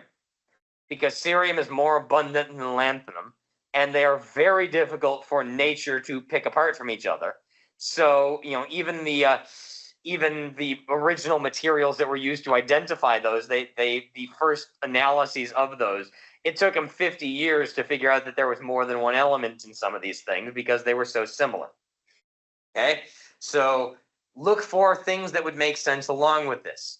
If you're looking at something that just randomly has a gold peak, shouldn't there be something else that goes along with gold? Shouldn't there be some other metals? If this is suddenly telling you it has 3% gold in it, first of all, you run down the hall screaming yay. But then secondly, you should also say, if there's that much gold, the things that go along with gold in the periodic table, something should show up here. And if I collect for long enough and I beat down my background, can I spot other things that make sense along with it? Or is this just one random peak hanging out in the middle of nowhere? Like if I have 3% gold and I have 1% of the thing that's next to it in the periodic, okay, now this is getting interesting. Or if I have 2% lanthanum and 2% cerium and 2% whatever the next one is in line, erbium, I think it is, something like that. And if you're looking at a monazite crystal that has a bunch of rare earth elements in it, you should see a bunch of rare earth elements. Okay, But let's say we had to determine that. Okay. Using this same X-ray generation technique, we have another tool that we can hit on, which is WDS analysis. Okay? This, you've heard me talk about microprobes. This is the microprobe section. Okay? An electron microprobe does a different type of spectroscopy on the same X-rays. For an EDS detector is a broad detector. It detects any X-ray energy in this range that comes in from your sample and sets off transitions and recognizes peaks in that. Far more precise is a wavelength determined dispersive spectrometer. In an electron microprobe, what you will have is a set of crystals that are somehow built like this, where the crystal can rotate its position to select a certain energy that it absorbs X-rays at. And without going through all of the math, this rotation step is setting an angle that the X-ray comes in at, and that angle from the X-ray comes out of the Bragg equation. Okay, where the Bragg equation is the thing we do in diffraction, where X-rays get generated at a certain angle and where things interfere constructively and destructively at certain angles. So this detector is a crystal that rotates positions, and then that allows it to absorb the X-ray and convert it into current. Because I have the Bragg coefficient to play with here, I have a very precise ability to select certain X-ray wavelengths that I'm going to count at. And I can drop everything else out now. So I analyze the background by analyzing slightly away from the wavelength I want to analyze at. And then I analyze the exact peak by saying, I know what X-ray I want to analyze for. I want to analyze for lanthanum. I want to see if lanthanum is in my sample. So I tell it, we're going to analyze lanthanum. We're going to go to analyze a standard of lanthanum and exactly calibrate on that day in that set of conditions in a similar material what X-ray is lanthanum coming out at, or what energy is lanthanum coming out at. Then I tell it, okay, you go outside the peak and you treat just outside the peak as the background. And now you analyze lanthanum counts compared to background counts. And if lanthanum is actually in your sample and it's not an overtone, boom, you're right on there. That is WDS spectroscopy.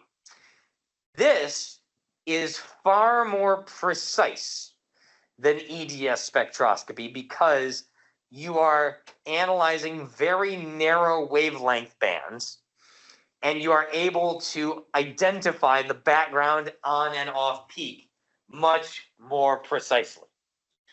So to answer your question from a moment ago, if I'm trying to say, is this actually in my sample? And EDS has hinted that it could be there. If I want to confirm it, I do a WDS analysis, which means go into a microprobe. Here's a comparison of EDS X-ray spectra in the background versus WDS spectra in the grayish color. Okay, so EDS boxes are, we can detect X-rays with this amount of energy. WDS is, I know exactly which energy I want to tune to, and I can detect it at that energy. So here you have peaks in the rare earth elements. We have cerium, lanthanum, praseodymium, and neodymium, it looks like. Might be another one hidden in there, okay? So if I have a whole bunch of rare earth elements, I will see some of the big peaks, but it may be challenging to pick one out versus another. If I really need to know my abundance of each of these, I use my wavelength dispersive spectrometer and I dial up that crystal to the wavelength that I want to measure.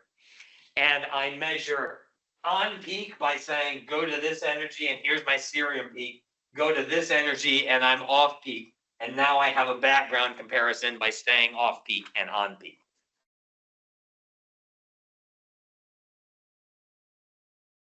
EDS is great for unknowns because to do a WDS spectrum, I have to tell it what peak to go to. I have to know that cerium, lanthanum, neodymium, and praseodymium are the things that are in there. If I then know that, I can say, okay, we're going to go calibrate on each of these, and we're going to measure them at the exact wavelength that they're coming in. In EDS, it is statistically likely that some peaks are going to overlap. In WDS, overlaps can still happen, and in fact, you can see some where the peaks are running into each other. But you can also do a better job of, here is my exact cerium peak, here's my exact lanthanum peak, here's my background, and here's my background.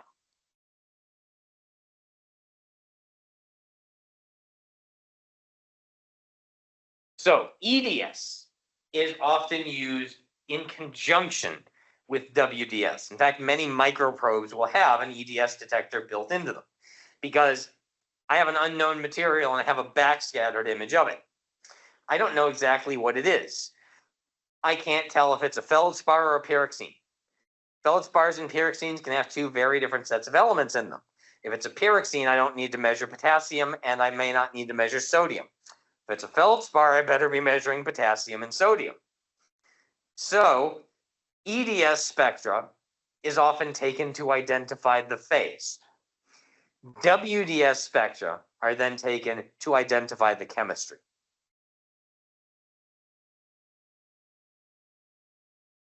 Here is another example of that. We have barium and titanium, where in EDS, the barium L alpha and titanium K alpha peaks are close enough that they will come in at an energy that it cannot tell them apart, and it will just give you a combined stacked on top of each other peak.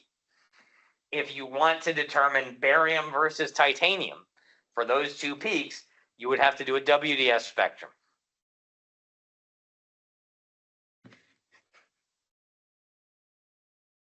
Something hilarious or just enjoying? No, I just said, because Cool. those are two elements that we're, wanting to look at, so. Cool, that you take that into consideration. All right. Other factors I've got thrown in. In your sample chamber, an EDS detector will have a specific position. If your sample is elevated above this, then some of the X-rays will miss, and they may miss as a function of which element it is.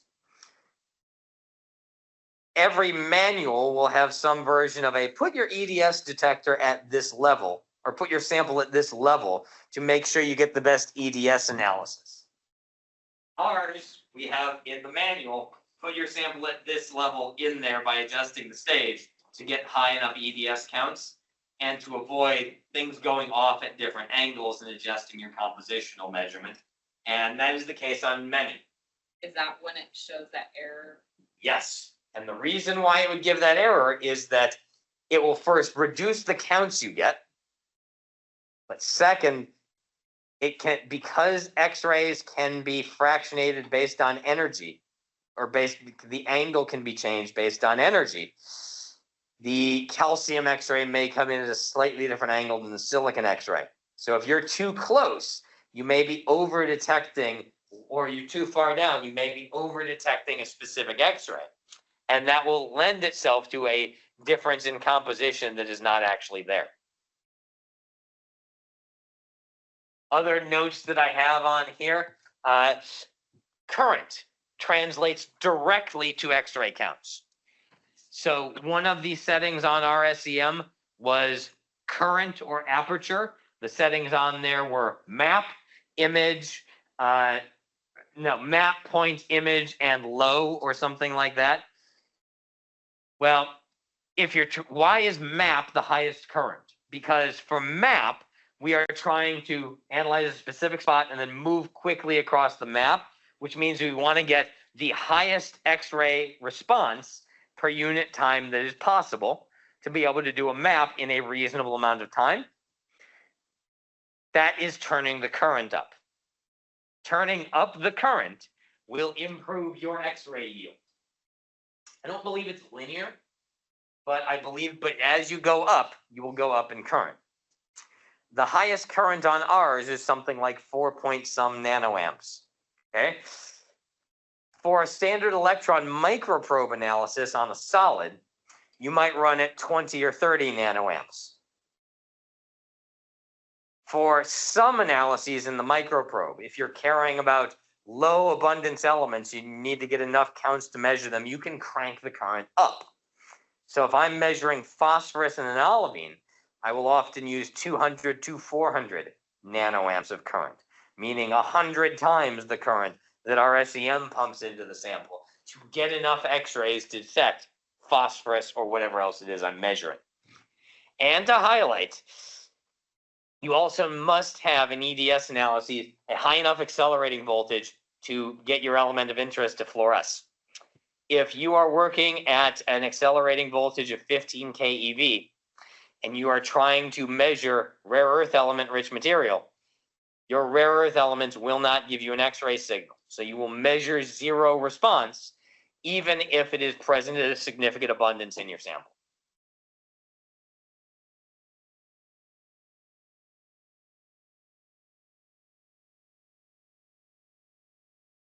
Of course. For that first one about having the detector at the proper distance, what if your thin section isn't perfectly flat? Okay. How non-perfectly flat are we talking? Well, I don't know, like, is there a sensitivity range in which it matters? Yes, because if you have actual true topography, that can affect your sample. Because I don't have a whiteboard in here, but okay, let's say that my topography is on the order of the angle, that there's enough topography that some of the peaks are getting in the way of the stuff I want to analyze. That could impose a X-ray analysis error.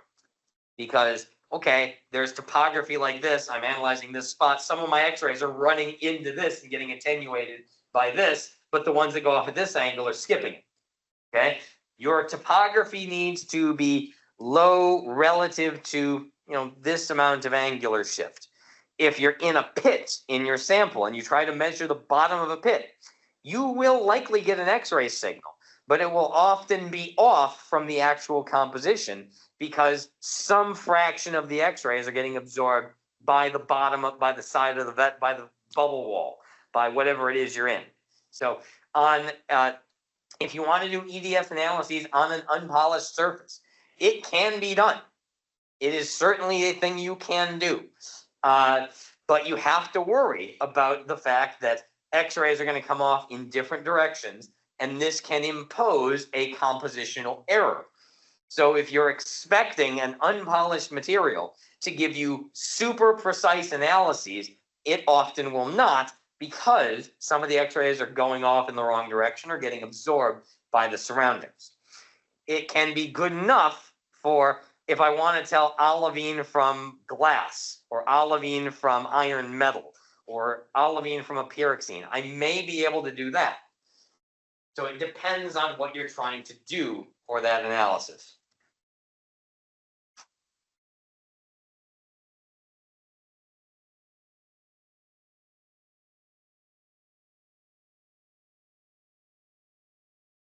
Further questions? Now we've gone through the basics of this. Let's actually do something for this. The most common use of EDS spectroscopy in a qualitative sense is mineral identification or phase separation. Okay, here are a set of phases from something on the Texas website where you can tell one crystal material from another from the X-ray maps. In this spot right here, we have a lathe that is iron rich and is poured silicon, aluminum, calcium, and sodium. So presumably an iron oxide or an iron sulfide. because it's high in iron and none of the other elements. We have zones here that are rich in calcium with some iron in them, with moderate silicon. Those are going to be calcium-rich feldspars. Not feldspar, they're going to be pyroxenes, excuse me, because there's a little bit of iron in them. And then we have a zone at the center that is aluminum, sodium, and potassium rich. Those, to use my terms correctly, are probably feldspars. And not just feldspars, they are low calcium feldspars. There might be some high calcium feldspars in this patch. So that is qualitative phase ID. Here's another example of this. This one was done here on our SEM. This was, okay. Here is a brecciated sample. Here are calcium, iron, and magnesium, each assigned to specific colors so that you can identify things that are rich in calcium, iron, and magnesium. I believe this was actually a lunar rock. I believe this is one Alan used to identify potential mantle olivines from the moon. Those blue things are high magnesium. In this case, I believe they were olivines. The red things, in this case, are calcium rich. They're probably, from the moon, those are probably feldspars. And the greenish things are iron oxides and iron spinels, and maybe even some iron metal if this is a lunar rock, if I'm remembering which sample this is. That is an example of using EDS spectra to do qualitative spectroscopy.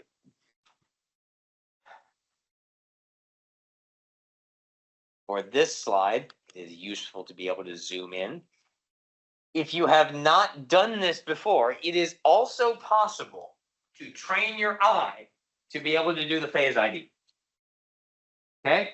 For example, olivine and pyroxene are good ones. Okay?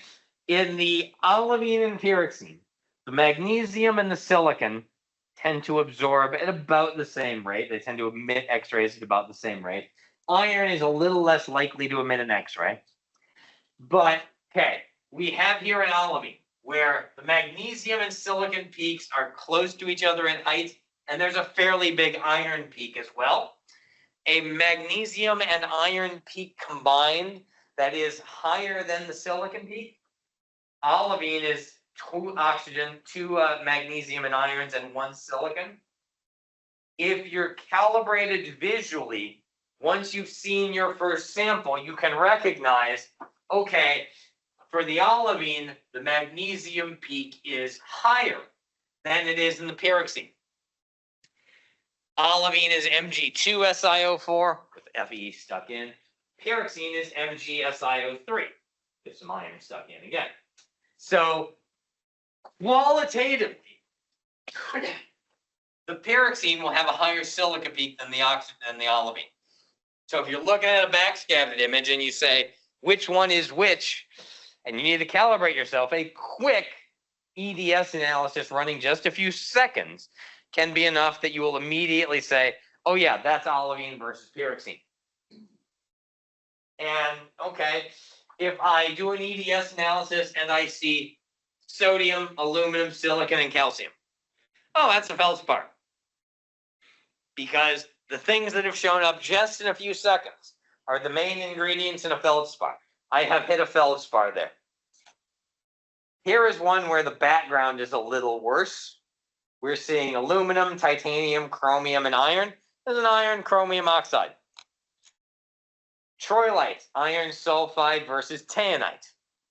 We're qualitatively identifying minerals using EDS spectra taken really quick just by recognizing the peaks and knowing a little bit of our mineral chemistry. That is a quick and easy tool that can be done using EDS.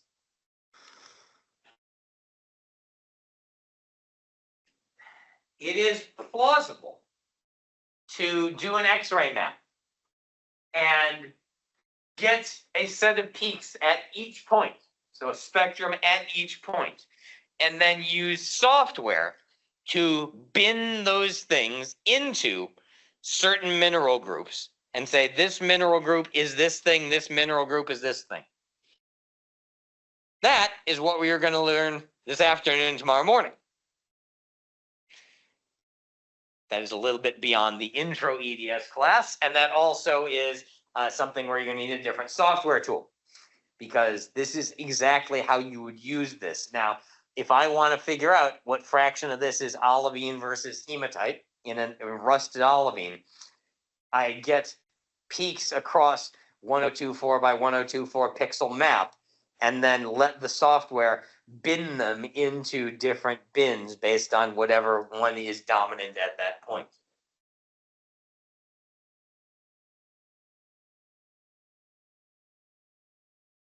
If we want to go and turn these peaks into mineral compositions, that is the last exercise for the morning.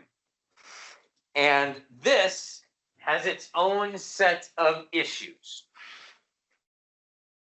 It is non-trivial to turn specific peaks into atomic abundances. We've been going through all of that so far. We have stuff that is built into the software that will deal with how X-rays interact with all those things, that will deal with the background absorbance. The program built into the software, which I said I'd get back to, and which is now getting back to, called a ZAF correction. Okay? I heard this term before I knew what the abbreviation stood for, so now I know what the abbreviation stands for, and now so do you. A ZAF correction has three sets of corrections.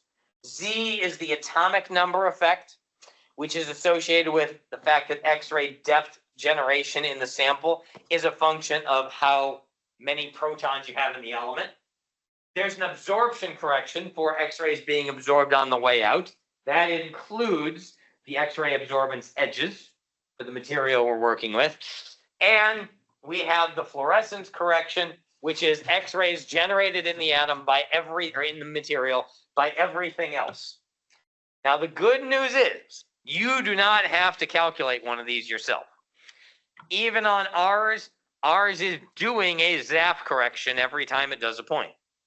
There are software packages that do this. They do it relatively quickly. Computers, thankfully, are good at this. And it is probably a recursive function where it measures an abundance, calculates a correction, recorrects the thing to different abundances, recorrects the correction, and then cycles back through. That is going to happen in a microprobe. That is going to happen here as well.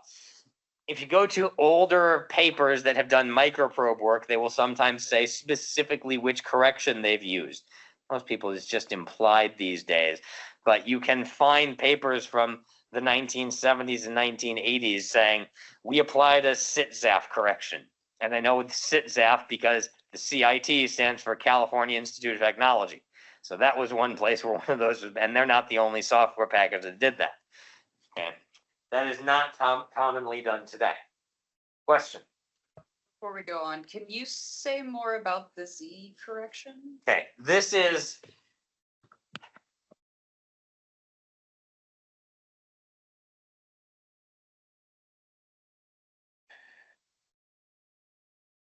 there is a difference in where you're in the analysis volume that is activated in different types of materials as a function of Z number. We have not talked about that yet, and it's in something we may get to. But basically, the activation volume of a low mass material is, I believe, higher than the activation volume of a high mass material. And that is something that has to be corrected for as well.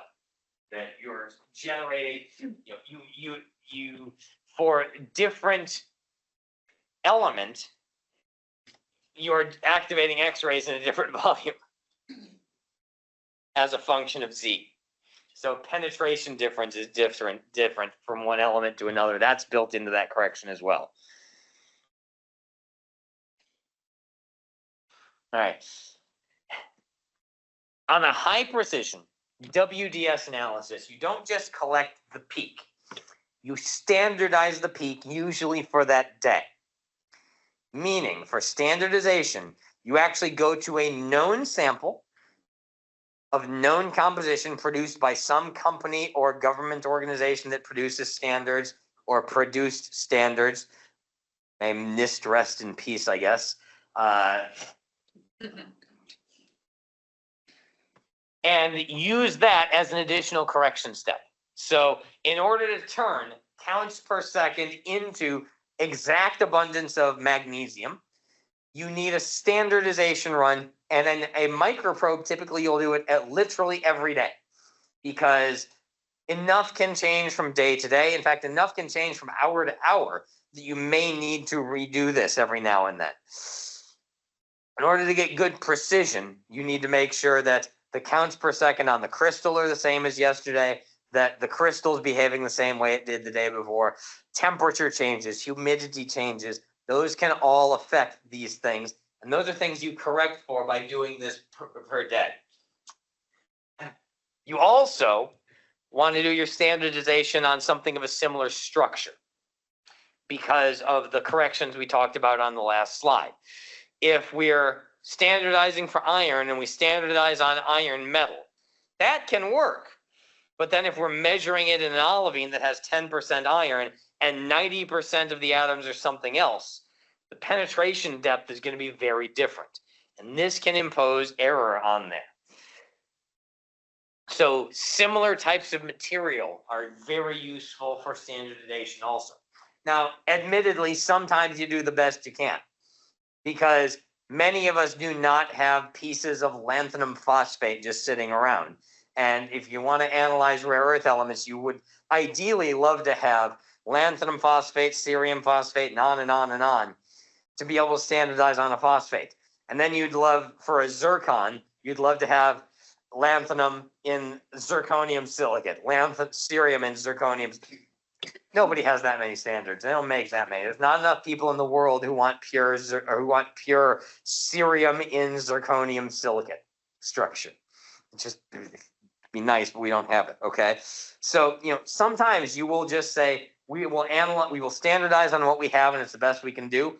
And if it's a low enough concentration thing, that is one factor in our error. For microprobe analyses, a very typical error bar might be tenths of a weight percent, maybe a tenth of a weight percent, maybe even smaller would be ideal. Okay, so that's usually what you're shooting for on each element in a WDS analysis. And similar detection limits. If you say that this has 0.014% of some element in it, you want to be able to say, we can clearly distinguish 0.014% of this element from zero. That would be the detection limit. That would be the percent error. All right. For EDS, this can sometimes be done. For WDS, you can test that by going back and forth and checking and making sure your peaks actually make sense and that they are consistently above background. Analyze enough points, make sure that the peaks are all coming in, or that the abundance is coming in at numbers that make sense. It's bouncing around to zero, that's telling you something about the errors on there. EDS systems, unlike WDS. Now, there are some that have built-in calibration routines in them, where you can check the accuracy of a calibration. Some EDS systems have a calibration check that is done on one peak, that it will check on a silicon chip, for example, make sure the silicon chip is at the right energy and the right height, and then calibrate everything else based on that. Ours does not do either of these, to my knowledge, but this is a thing that can be done. So some EDS systems will actually let you standardize every material during a day. Some will let you have some bit of standardization. Some, the manufacturer just does it for you. And it's in the manufacturer's dealing with it routine. Okay? What you can always do to check your EDS system is go and analyze a bunch of knowns and see what pops out. And thankfully, one of Julie's former, since she's here, I'm going to give credit for paying for this. One of Julie's former postdocs spent some time on our SEM trying to understand what the errors were on our SEM. So we're going to go through some fraction of his table right now, because this becomes a very useful exercise in error processing and error analysis. Okay? So I'm going to start on olivine, because the olivine table works really well for this, and Tom had a lot of points collected on this. We have a set of standards that we purchased. Okay? Where's my zoom button? There it is. Here is the actual reported composition of our olivine standard. It is a magnesium-rich olivine with about 10% iron in it and trace amounts of nickel and manganese.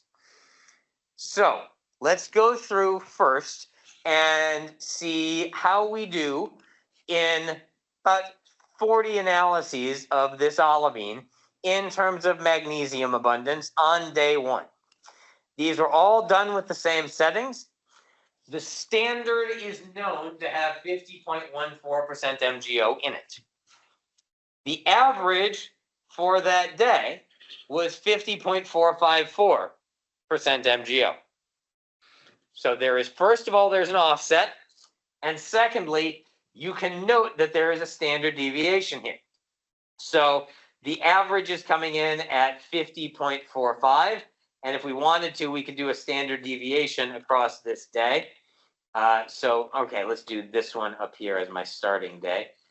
Those are all similar ones here. Here's 50.48. That is 40 some points or so. That is 36 points. 50.48 is our average. And if I wanted to, I could calculate a standard deviation here. This is going to come in at 50.48. Looks like plus or minus 0.4. So it's going to be within error of the actual value. And it's, not terrible. If I am trying to tell whether my olivine is 50% MgO or 48% MgO, and I'm trying to tell those level of MgO contents apart in an olivine and an EDS analysis, under the similar settings, I'm actually close to being able to do that. So I could tell potentially an Mg number 70 olivine from an Mg number 67 olivine at this level of precision. Well, where does this get sticky? Okay, let's go down here. What are these? These were done same exact olivine, slightly different settings in the chamber. We went from map level current, 2 days later, point level current. So we cut the current in half, and now our average is 49.6. Again, probably a similar standard deviation. Probably looks like plus or minus 0.3, 0.4. Okay? That means that if I reported my analyses as 50.4 plus or minus 0.4, just changing the settings on the SEM has produced an error, a difference that is outside that error bound. Okay? Does that mean that this is wrong? No. The standard is what the standard is.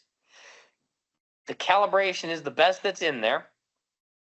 That means if you need to be able to tell 49.52% MgO from 50.52% MgO in an olivine, an SEM is almost not able to do this unless you have the ability to actually calibrate in the software and verify on that day and on that day's settings.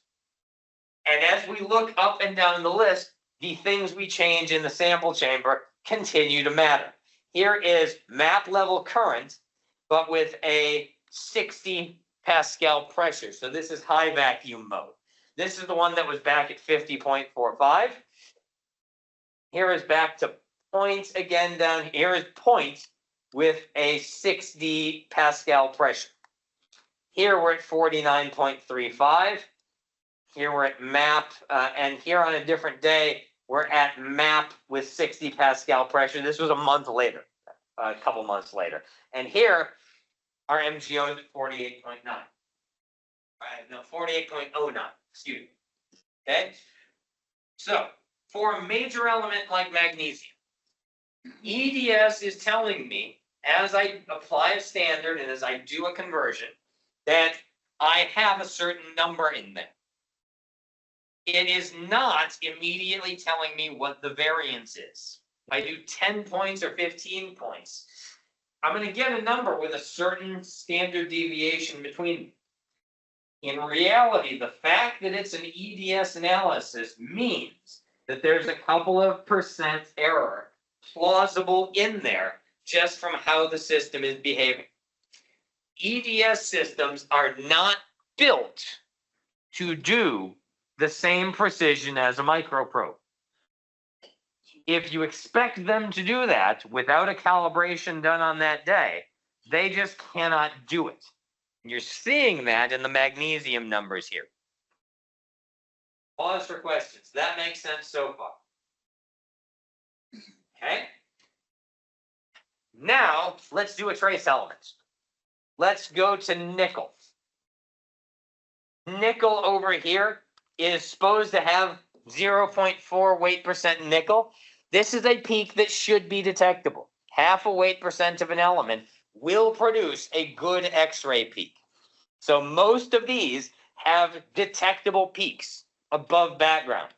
If we do the same exercise on all of our map points conducted on the same day with the same current, we get an average of 0.25.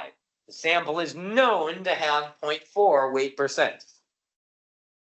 It is trying to fit it above the background, meaning that it knows there's some background it has to delete. If that background was 0, it would come up closer to 0.4, but it's struggling with the exact background correction. Here's a couple where it has dropped all the way to 0, so it hasn't even identified the peak. That's messy, but it can happen, okay?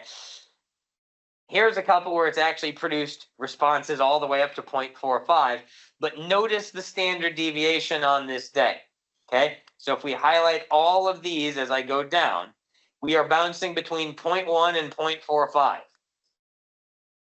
So this is an analysis where the average that day is 0.26 plus or minus 0.2.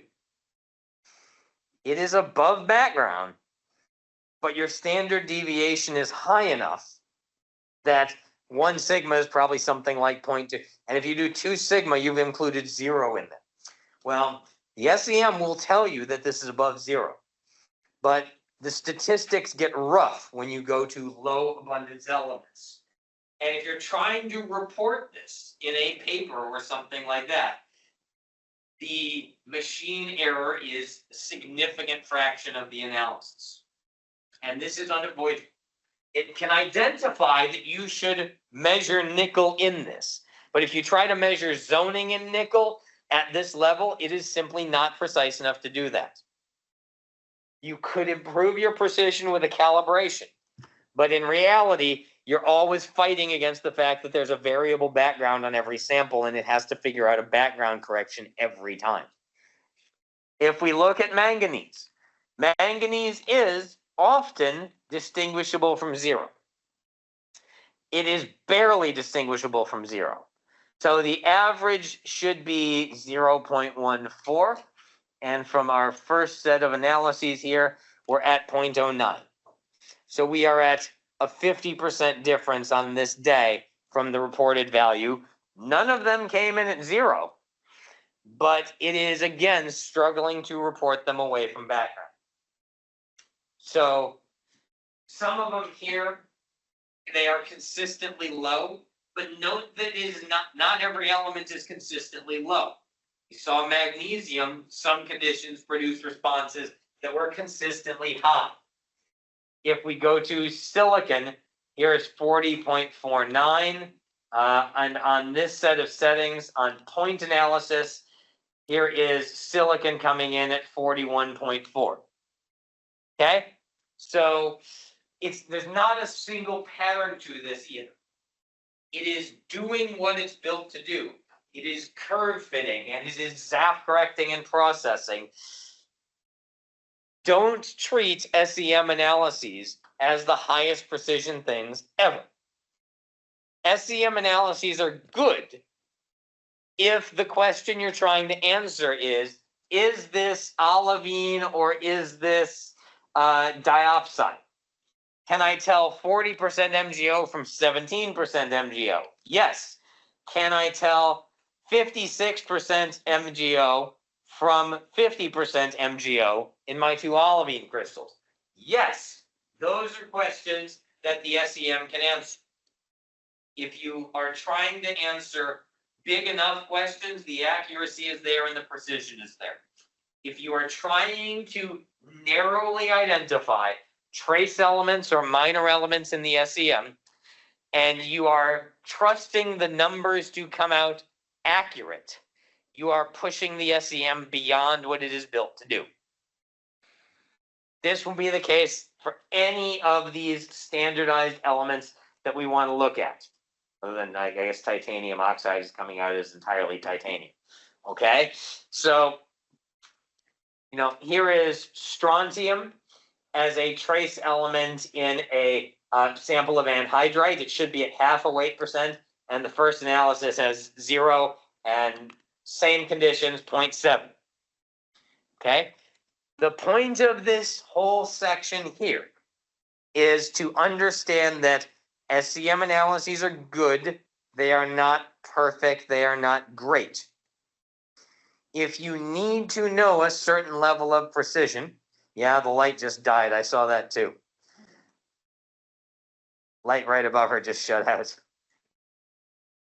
No, that was the light above you that just winked out. If you see the dead light bulb there, that literally just happened. I saw that wink. I don't know if it'll flicker back on or not, but it just happened right now. I'm going to assume you have cursed the light bulb. Right. So the point of this exercise is to understand what an SEM can do and what it can't do. If you're trying to get super high precision analyses on your crystal of whatever it is, if you need super accurate statements of the trace elements in whatever it is, an SEM can potentially tell you some things, but there's a limitation to what the system's built for. And figuring out the analysis that you want to do is part of the important steps here. If you try to make an SEM do something it is not built to do, it will not do it successfully. Here is, what's this, pyrite.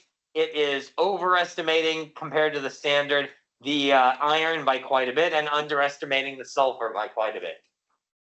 And this is, if I'm trying to tell pyrite versus pyrrhotite, this involves measuring slight differences in the iron to sulfur ratio. Those are two iron sulfide phases. They slightly differ in their iron sulfur ratio. Can an SEM tell you those apart? Maybe. And if you come in and send me a paper where you claim your SEM has determined uniquely pyrite versus pyrrhotite, I'm going to expect you're going to have to share your calibration. Because you better demonstrate to me that your SEM can do the analysis you're claiming it can do.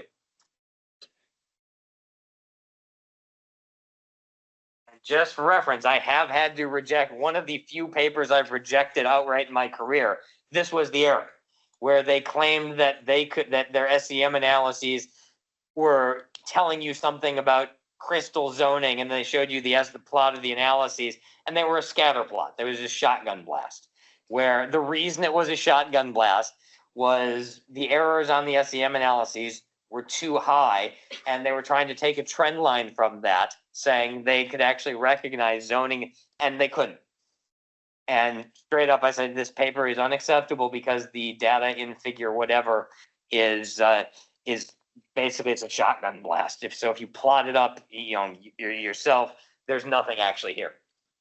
This is the kind of thing that can, get you a paper rejected, and I know that because I've rejected one before. All right, let's zoom back out here. Questions on that workbook before we move on? I have like 2 more slides left, so I'm happy to take questions.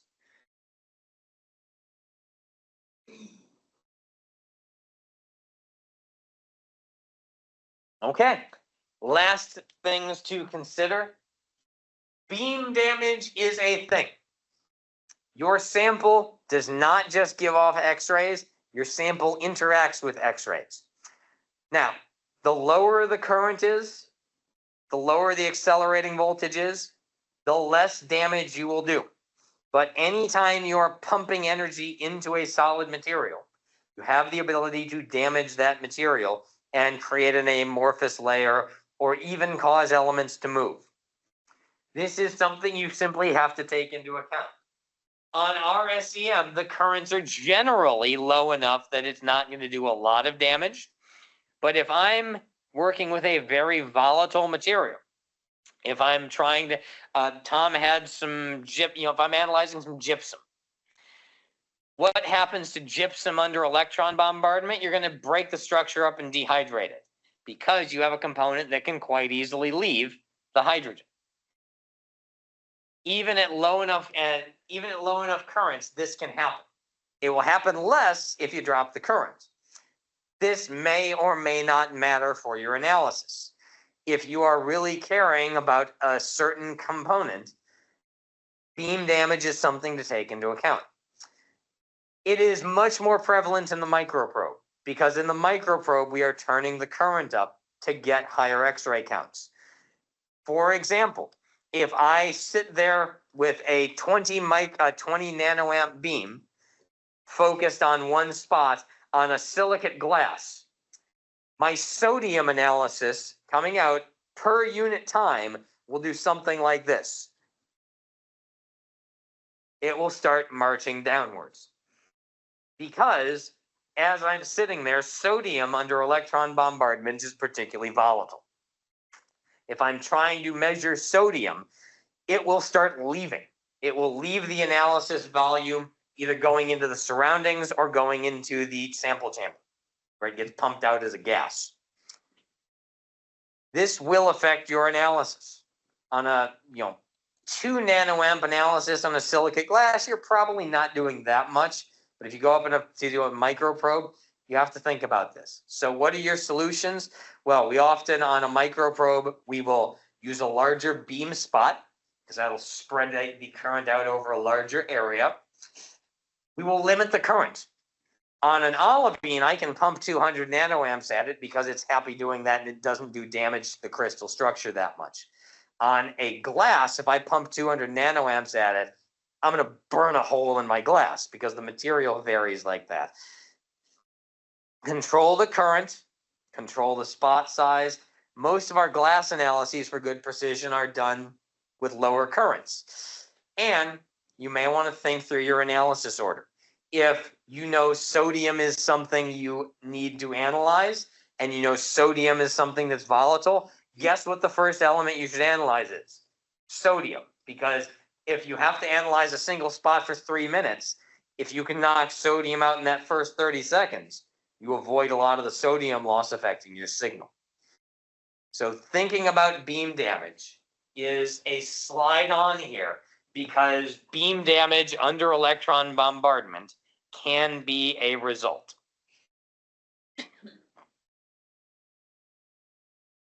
I then have one slide here to introduce other software packages. If you are out in the world after leaving here tomorrow and you use an SEM, unless it is basically our model of SEM, you'll run into numerous other software packages. Many of them have the same details we've gone through today of, okay, what is this? Here is an SEM spectrum of zinc and tin. Cool. Brass, right? Okay. This is Aztec software. This is from Oxford Instruments. I'd say on field emission guns, this is probably the most commonly used on the planet, but it's not the only one. So learning the software package that you're using is going to be important. Many of the same details we've gone through will show up in different software packages. So ours has these maps. Theirs have these maps. Ours produces peaks that it identifies. Theirs has peaks that it identifies. Elements you can include, elements you can exclude, Same kinds of settings done here. Everybody builds their own. I can't teach you all of them. Spend some time with your probe operator or your SEM operator. They will walk you through the settings on the particular one. Things like the dwell time, things like the spot analysis time, things like the current, those will be settable in those software packages. We have done that already.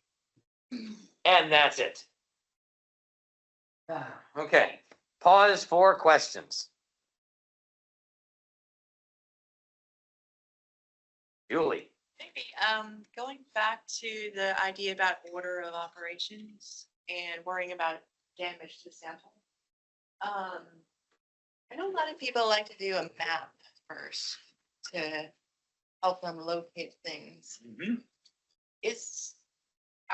you think there are maybe scenarios where people are looking at very sensitive materials where maybe you would want to avoid mapping first? Yes. And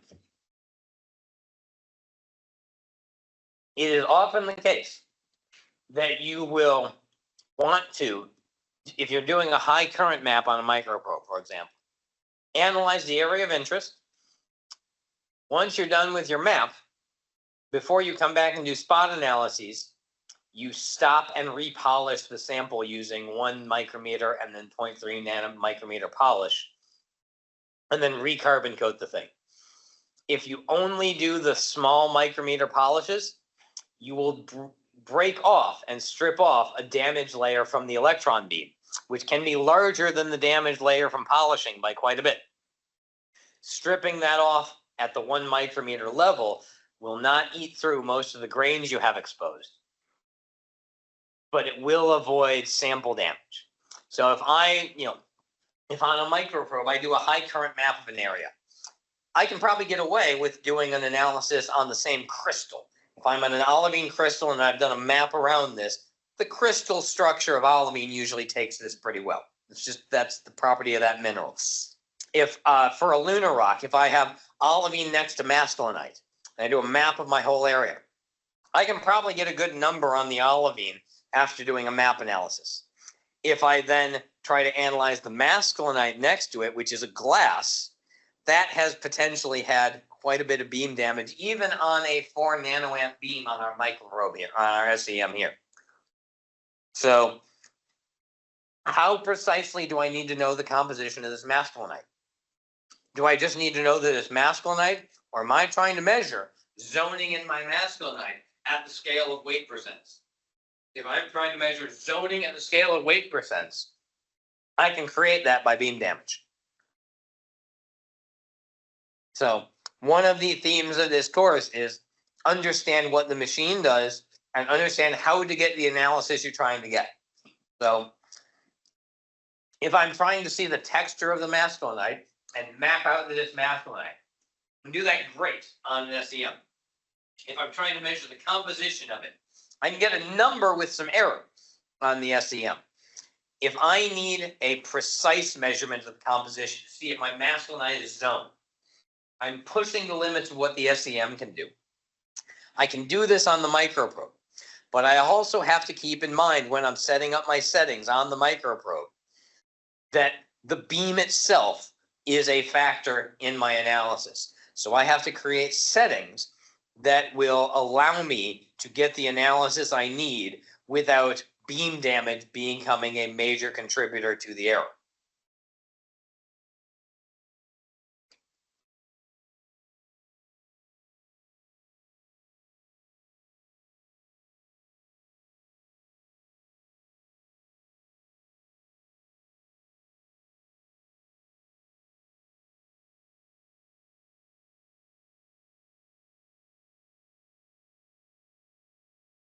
Was the cookie good? I enjoyed the cookie, yes. Look, I've been talking for 2.5 hours. You can't blame me for having cookies. How's everyone? I think we're good. Okay, but we're doing image data in the other room, working on it. Oh, okay. So before lunch then, if you folks would like to join Willie's group in the other room, or if Willie, you want to do that in here, do wherever you want. We have about 40 minutes or so till lunch. If you want to go and get a starting point on data processing with ImageJ, now would be an excellent time. I'm gonna go get my computer and we can do it. I'd like 5 Cool. minutes, if that's okay. Yeah, everyone take a Yeah. 5.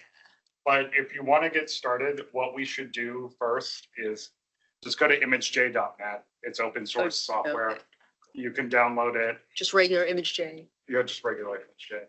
It's the main problem we had over there is I don't use Macs. And when you want to use Macs, download's a little more difficult. But it's just open source sort of photo processing software. So Special. No. Only if your computer does. and if you don't want to use it on your computer, you can do it online, but it's not going to hurt your computer. So, That's online mode.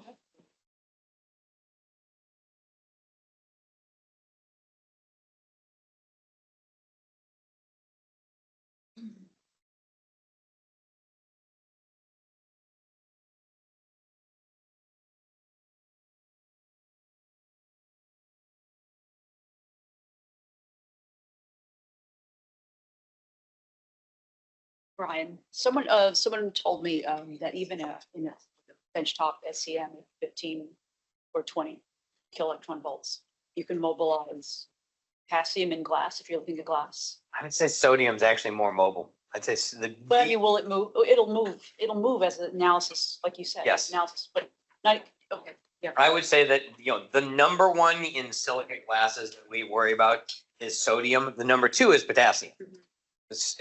What is the most mobile thing in silicate glasses? In common silicate glasses, it's sodium. Potassium is also mobile, which is smaller. Sodium is smaller than potassium, and sodium is the row up from it. So sodium will diffuse faster just because it can move through stuff more easily. Potassium diffusion is a thing too. You don't want to ignore it, but if I want to say, what is my glass? That is a valid question, but if I had to say which is more mobile, it's usually sodium, which makes sense from the periodic table since sodium's smaller.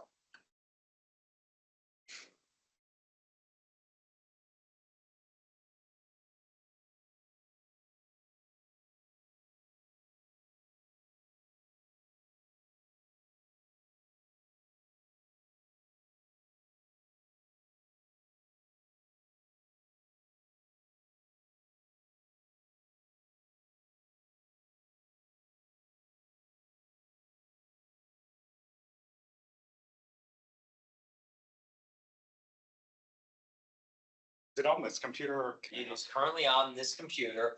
Awesome. Alright, so I'm told, do you have an HDMI cable? Not with me. I have an HDMI port. But I can just do it on this computer. Alright, I'm not sure if you'll run into a administrator password requirement to download and install something. I can also just show them on my computer. It's only 4. That might be the way we have to go this time. You can try, but we might run into an administrator password thing. So let's pop open a browser. Also, so what we need. By the way, Willie, you are being recorded right now, as is the screen, Oh, that's because some of this material gets shared online. So, if we run into difficulties here, until I close the meeting. Can I showed the other ones a video that explained. Yes, I can show them a video. Okay. as long as we're gonna, is it on a YouTube video? Yes, that'll be weird for copyright purposes, but if they have to, they can edit that out. Okay. So, you want run ImageJ in browser? No, I just want to download it. All right, We'll just download it. And this one, yes.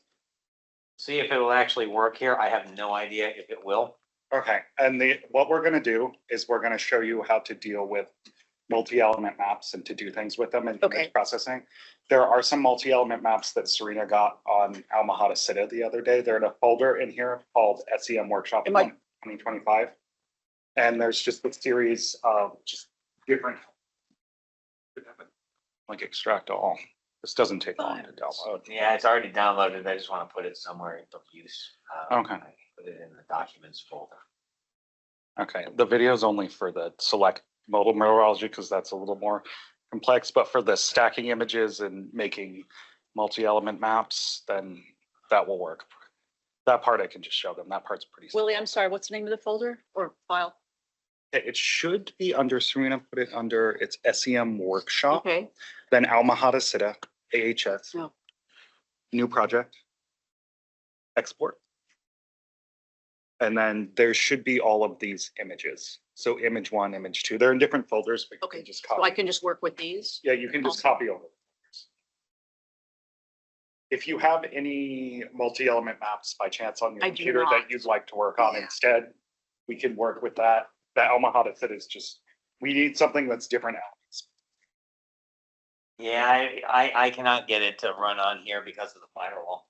Okay, well, we'll just have to kind of congregate. Am I, Yeah, for everybody? It's for everybody.